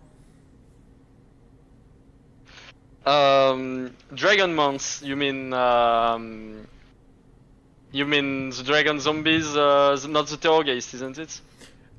Any of the dragon mounts. I'm just wondering if they feel better in Warhammer 3 than 2, because yeah, for sure. Yeah. It's pushing things now. But I don't think it's good. But I think it's pushing things now. So in land battles, I'm talking about land battles only. It's probably going to be a better unit, maybe even pickable, maybe with a big if, you know. But in domination, it's still not worth it, probably. And again, like you were talking about the vampire counts, I just realized you were talking maybe about land battles, I suppose. And either, honestly, yeah. Yeah, land battles, I suppose it's gonna be a nightmare because I don't know for sure which mod will be the worst whenever you are playing against vampire counts. but I probably will tend to think that vampire counts against inland battles is gonna be very, very threatening, especially because I see less and less possibilities for factions that were kiting vampire counts to actually do so with the new ethereal units with frostbites. Basically, if you're mixing frostbites in your army, it means that any charges you're taking with any of your cavalry, any engagement that you're taking, basically, you have to either pull up a lot of support to get things out of the engagement, or you take the engagement but you will never kite back, you know? That's right. Anticity put up a video that ethereal units don't suck anymore. Yeah, I mean, it's gonna be interesting. I actually like the changes. I think it's smart. I do not know. I mean, I don't. It's too early to say which factions will tend to be like absolutely glorious in Warhammer 3. But basically, the general idea is whenever you have a change whenever you are affected by the change on healings, and whenever you have whenever you are affecting on the changes on healings, and whenever you have good infantry, middle tier infantry, you'll probably be good in domination. Mm-hmm. And for land battles, it's just about the healing and a couple of tweaks, I suppose, but it mainly comes down to that. And factions like the vampire counts got buffed for no reason, no actual reason, like literally.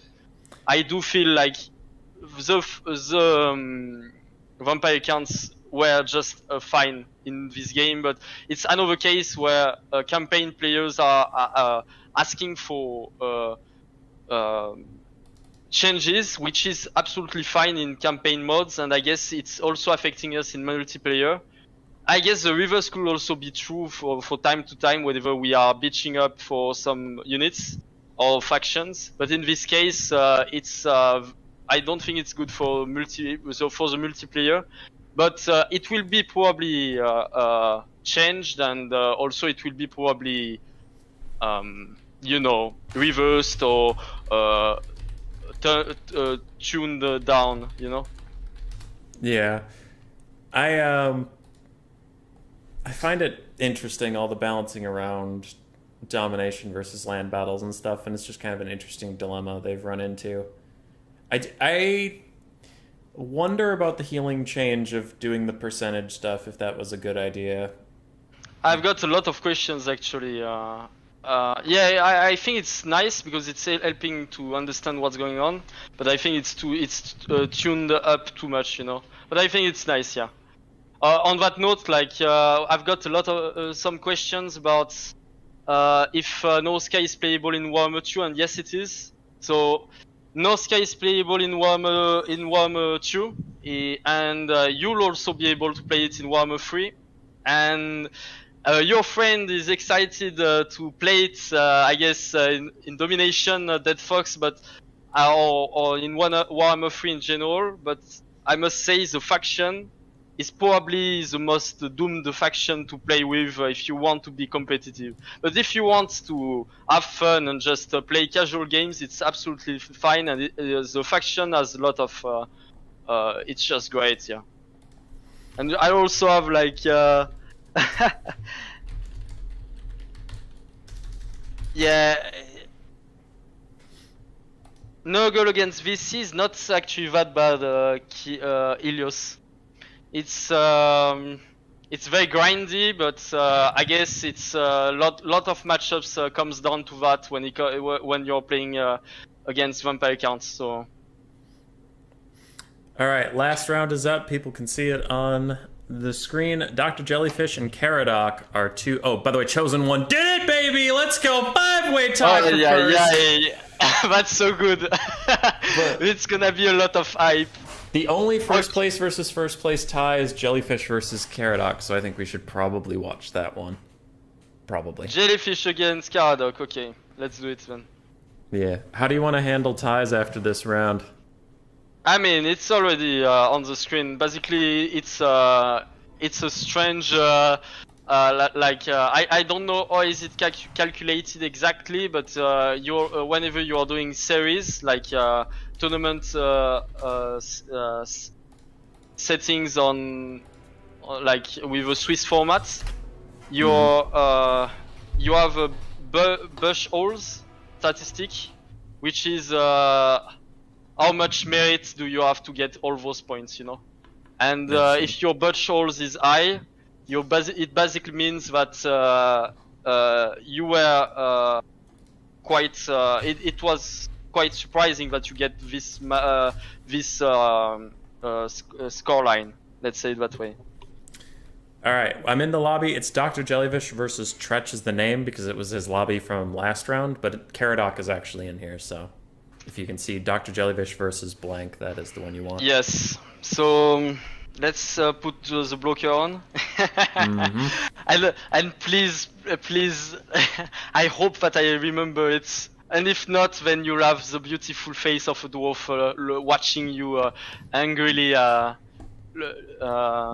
Judging while you. I'm judging you. Yeah. Okay. Buckhole's looking at them. So Chosen One, if you take in that tiebreaker you were mentioning, Chosen One is actually in first of the firsts because he has the most Buchholz points.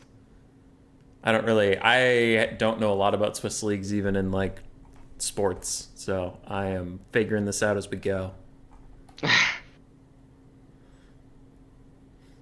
Alright, the end result for the poll that I've had running all stream is 81 votes. Tea is still at 63% over coffee, so I think it's official. I don't think anybody's lying here. Nah. Okay. Do more controversial polls, because I think this is not doing enough civil wars inside the chat right now.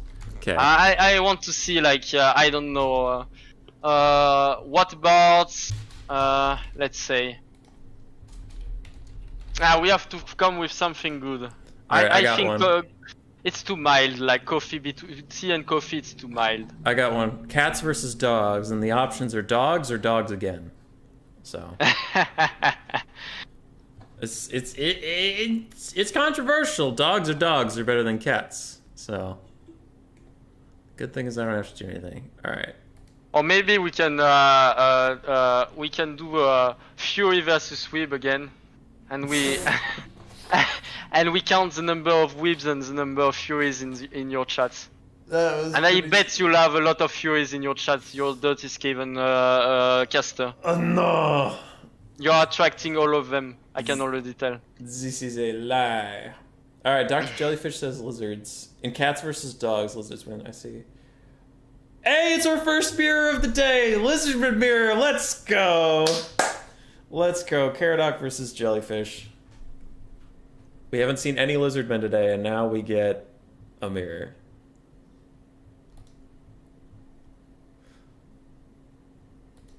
Alright, I got one. I got a thing. Yeah, go for it. Do Dowie require skill? Yes or no? Oh god, not like this. We're solving this once and for all. I want everyone in the chat who likes me to just at least lie, you know, to me. So I feel comfortable. I think the dwarves requires a lot of skill. I would even argue that half of you cannot place dwarf on a competitive level. And don't lie to me. I know who you are behind your screen. Dead Fox 17 preferring cats. That's a yeah, that's bad. I have a cat. I mean, no, that's great actually. That's great. I prefer cats compared to dogs. I thought he was saying I'm a fury. Oh no. Not that I'm judging. No. I was in the fury team a while back during the civil war inside ODM, but still. I think I misunderstood you. That fox got scared. That's funny. By default, things on the internet spreads fast, and I might started a rumor on you, that fox. You will end up being a fury by default. It's just the law of the land. So I don't actually play the Lizardman Mirror much. I remember Hyale Nale, if you remember that name. Hyale Nale played it a couple times. He really liked like Razordon and Salamander Hunting Pack Kite with some skink skirmishers. I remember the guy. He's a guy I think I started to play with back in the day. Whenever I was like 50 games in, and I was grinding the ladder basically, and I run into him and I got absolutely wrecked. And yeah, he's playing a lot of kites. I think it could be the way. I prefer not to go for full kite though. Maybe not full salamanders as well. I think the Razordons are absolutely a great pick because you kill sources with it, but you also kill the dinosaurs super fast. Basically, it means that if you bring Razordon, you counter the dinosaurs plays until they are out of the game. Yeah, I'm trying to think of if you can even do a rush as Lizardmen. Their cavalry options aren't super great, and then their infantry are pretty slow, so they are quite weak to kite if kite is an option. I will not spread the secrets, ODM tactics and such because it's I don't have the I don't think my fellow clanmate will gave me the permission to do so, but I do tend to think rush is the best way. Oh. But maybe I'm wrong. Secret tricks. Secret. The greatest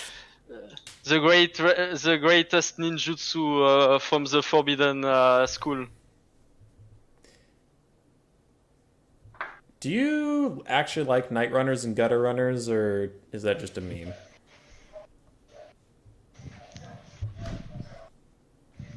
Hey Zep, how you doing? No, I don't think. They are not a meme at all. They are great. Like this is one of the best Skaven units you can think of in a roster. I think they are played in a lot of different matchups for the Skaven side. But not with slings, I suppose. Like the 360 ones are much more easier to play. Yeah. The slings one are nice, but still, I mean, 140 and you don't get to shoot a 360, it's probably difficult. Kiara, this is Alfredino, and I'm sorry that the accent sounds German to you, but it very much sounds French to me. Oh my, okay, I'm getting... Is it a problem? What's going on? I didn't see the comments. No, Kiara in my chat just pops up and said, IDKY's accent to English is pretty much like if a German speaks English. I'm getting flamed. Ay. Or French? Grudges will be wrought this night. All right, I'm taking the name of every. I'm taking the name of everyone with not a Bretonian accent and joy. Blockers down. Let's do this. Yep. I like the way you're saying blockers down out loud, so I'm also not forgetting it. Thank you, human boy. You see, like, it's actually good to double cast things sometimes because one guy is basically carrying the other through the event. I'm always looking out for you. All right, I'll cover Caradox build because no reason, no bias at all. We have Krokgar, baby, on his T-Rex. Let's go! I love Krokgar. He's my favorite Lizardman Lord. He's great. Aside from the rest of the build, we have some Chameleon Skinks, some Saurus mixed in with Red Crested Skinks. We have double Razor Hunting Pack, one of which is the ROR. So they are Caradoc, listen to Alfredino. We have some Cold One Riders, the Pahawk Sentinels, ROR Pterodons, and that's about it with the Skink Priest of Beasts. So that's very, very meta. I mean, not very, very meta, but it's definitely a build to watch for sure. And for the other side, we have 3 Chameleon Skinks. We will be able to counter the 3 Chameleon Skinks. How surprised! And then I guess a beautiful box of a couple of skinks and also Sauruses, one temple guard, and it's also mixed up with a Bastion Solar Engine and the skink chief with a ballist, a Stegadon ballist, which I would say could be one of the decent counter to Razordon if there is not enough Razordon. But again, I would probably put my coin on Caradoc build, if I may say. Caradoc's build is pretty good. I would agree. But we'll see. Temple Guard might carry. The triple Dino might carry over one Dino. Also, I guess there's not a lot of good uses for the burning the end of the god. I mean, maybe it will be good against Bastiadon, but I remember it does not like incredible damage. It's good, but it's not absolutely devastating. Are there the Razordons are not stocked, so they actually could take a decent amount of damage from that Bastildon, both with the Solar Engine and then the Skink Chief on their way up. That's the thing. That's the only the real question is, can he kill the Razordon before they get into the front line? But if Caradoc is careful with it, I guess it could be a thing. I don't think he will be able to. I don't think he will be able to protect them for too long, but still. He also has some cavalry, by the way, so... I just realized I forgot to save the replay that the gyrocopter turned into Chaos Spawn. No! Dang it. We just need to you just need someone to replicate it, I suppose. Yeah. I could just Spirit Leech it with the AI above Morgar and eventually it'll turn. Anyway, battle lines are being set up. Skink Chief is firing off some early rounds on the enemy. Yeah. Caradoc is taking his time, so has Dr. Jellyfish. Both being careful. I think both of them don't. I mean, at least Dr. I think Dr. Jellyfish expects some skink chameleons, but Caradoc do not expect some skink chameleon. I'm pretty sure. Yeah, they're running out now. Skink skirmishers, the only visible one out of these skirmishers, but now the community skinks are slowly getting resolved. Oh wait, it's skink skirmishers, some of them. Oh god. There's just one. Yeah, but that's really not what you want to see, because again, you're giving the position of your chameleons by having one skirmishers unit in your in the wall, in the group. So I think it's a little bit of a mistake, I would argue. Okay, Hand of the Gods comes out. It's not gonna do much against the Slan. I think it was a mistake. Yeah. Yeah. So about 1,000 health, but he has a Slan of Life, so you can just heal it. Yeah, it doesn't care. It's a Slan of Life. Like, what can you? I don't even think it's winning that much for Caradoc to take fights like this. But I do not know for sure. It's 2 artillery pieces and 3 skirmishers fighting 3 skirmishers. It feels like he's gonna win this trade. I mean, just for the fact that the solar engines can shoot, I guess it's gonna be alright. But I will like to have some. I would like to point out, especially the fact that both players are playing the cohort of Sotek. Basically, any unit that is unbreakable, in my opinion, is underrated and should always be brought into the game, most likely. I guess some matchups, they are less important, but always just, if you don't know what to do, I guess just bring those units. They are great, no matter the matchup, most likely. Yeah, the Empire does have a lot of Sigmar's Sons play for them. Yes, Sons are great, dude. 700 gold for that unit. Oh, so good. The best unit is probably the Fanatics from the 8-pick Lunatics from the Green Sin roster. I mean, those units they are just always a must-have, except maybe against the vampire count matchups, but then it's debatable still. Oh, what's going on? The Steganon is out of place. I don't understand why the Steganon of Dr. Jellyfish is always moving up. I really think he needs to start shooting.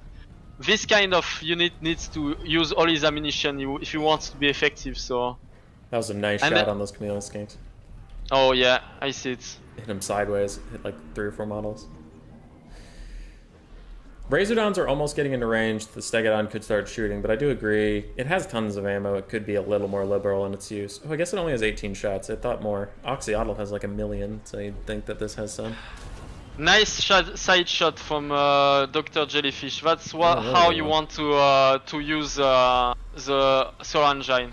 That's good also that he pulls up against the cohort of Sotek. That's great.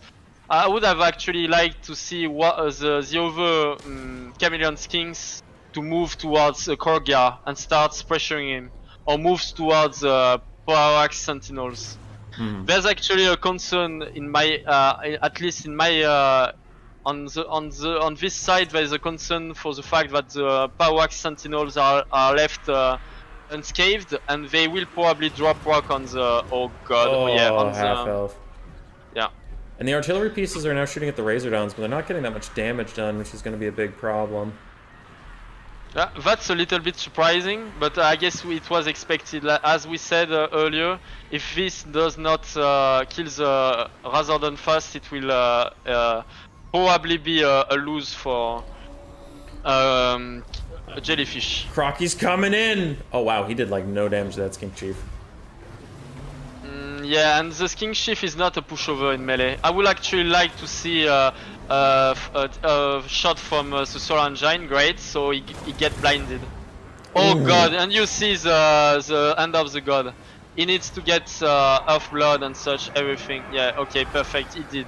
Yeah, that's and great. the Krokkar's staggering. He's staggering so much, he's already down to half HP. So my concern now is because is the Cav rushing in, and you see the Chameleon Kings will have a bad day, probably. Yeah. Oh yeah, they're getting wrecked, but Krokkar's also having a real bad time. He barely lives getting out of there without breaking, down to about 1/4 HP.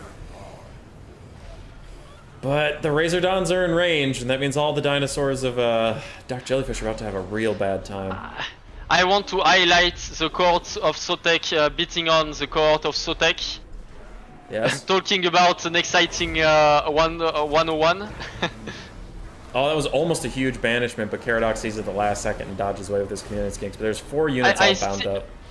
Yeah, I still think it's nice for him. You see the problem, Razordon will start shooting at everything that is a little bit large, and it's gonna be pretty bad. But looking at it, it sounds not bad for Jellyfish point of view, I suppose. The fight went much better than expected, and you have to count for the fact that the Manticore cost a lot in the balance of power. And whenever it dies, then it's probably going to be fine. Yeah, Salon Mage Priest is just trying to get out of all these javelins.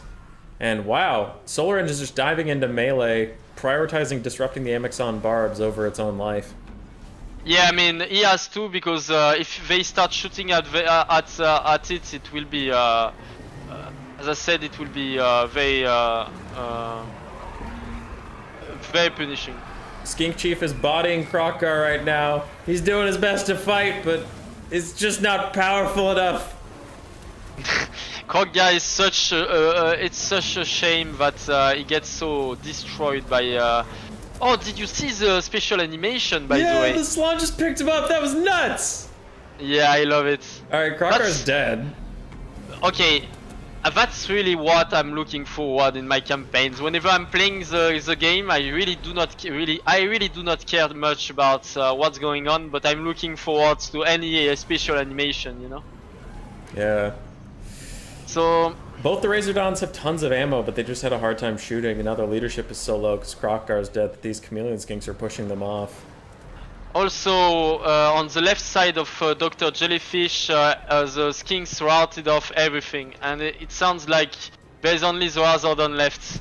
But again, they did not make an impact, so maybe again I'm getting proved wrong. You know, what can I say?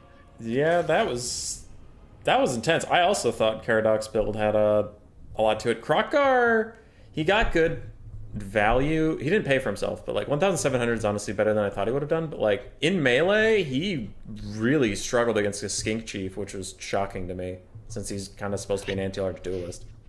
Especially thinking he has like 1700 value on him, but he did that with a beautiful End of the God. So probably in terms of duel, a pure duel 101, he did like maybe 1000, but that's really not what you want for Kroggar. And I think, by the way, that it's what lost him the game. Like Caradoc lost the game because of Kroggar, probably. Although on that note, yeah, I mean, I would definitively still favor Caradoc's build over Jellyfish one, but I guess Jellyfish play a little bit better. Like, we could also argue that the Cav was played a little bit poorly on both flanks for Caradoc. He got stuck in Skinks and probably wasn't able to make much out of it. But again, it's debatable since the cavalry is trash from Lizardmen. Yeah, I didn't even see them, which is kind of part of the point, I guess. These Cav are gonna slam in. They kill some Skink cohorts, but it doesn't matter too much. Then they should fight some Chameleon Skinks. Do okay, come back, fight dinosaurs, and yeah, fighting the dinosaurs, they just sat there for the rest of the game. Alright, let's see this Krokgar animation again. Yeah. I want to actually. You're on the replay right now? Yeah. Yeah. Here we go. You're a Kroggar enjoyer, I see. Oh, there he goes! Slam! Yeah, I love it. I mean, I would love to see more animation between like the LP Abomination and anything else, let's say. I really wish Skavens had more good animation. I guess like they have good animation on their lords on foot, but it's just like. Yeah, well, Queek's animations actively hurt him because his attacks take so long. So the the last games we played, tournament's over. Do you want to announce who won? Yeah, let's do it. Chosen one, baby. Wait.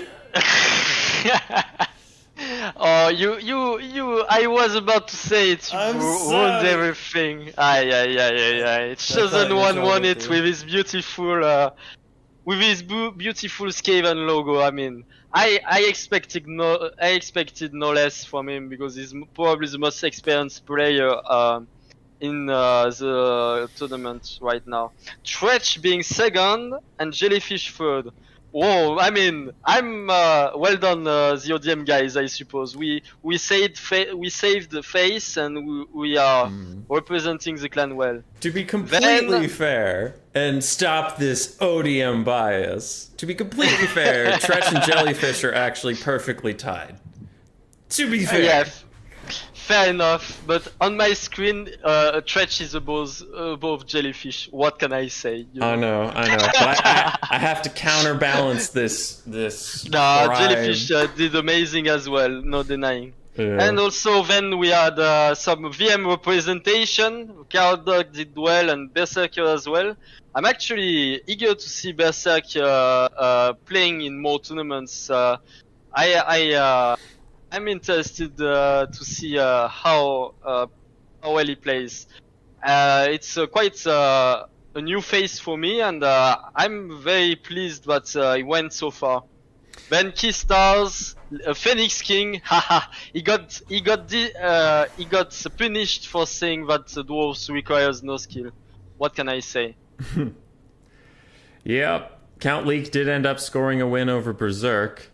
And that might have secured Chosen One the victory, because it looks like Berserk had, if he had gone 5-2, he's at 19 Buchholz right now, so maybe he would have gotten to 20, and then there would have been okay, wait a sec. So, Count Leak got a win with his dreaded Eltarion? If so, I need him to send the replay because I'm eager to see it. It's gonna be great. I could message him. See if it Count Leak played one for real. Took revenge for the dreaded Dowie cheese on Chosen One. Oh, okay. So he won with Talakwa, the Lizardmen tic-tac-toe faction. Oh my god.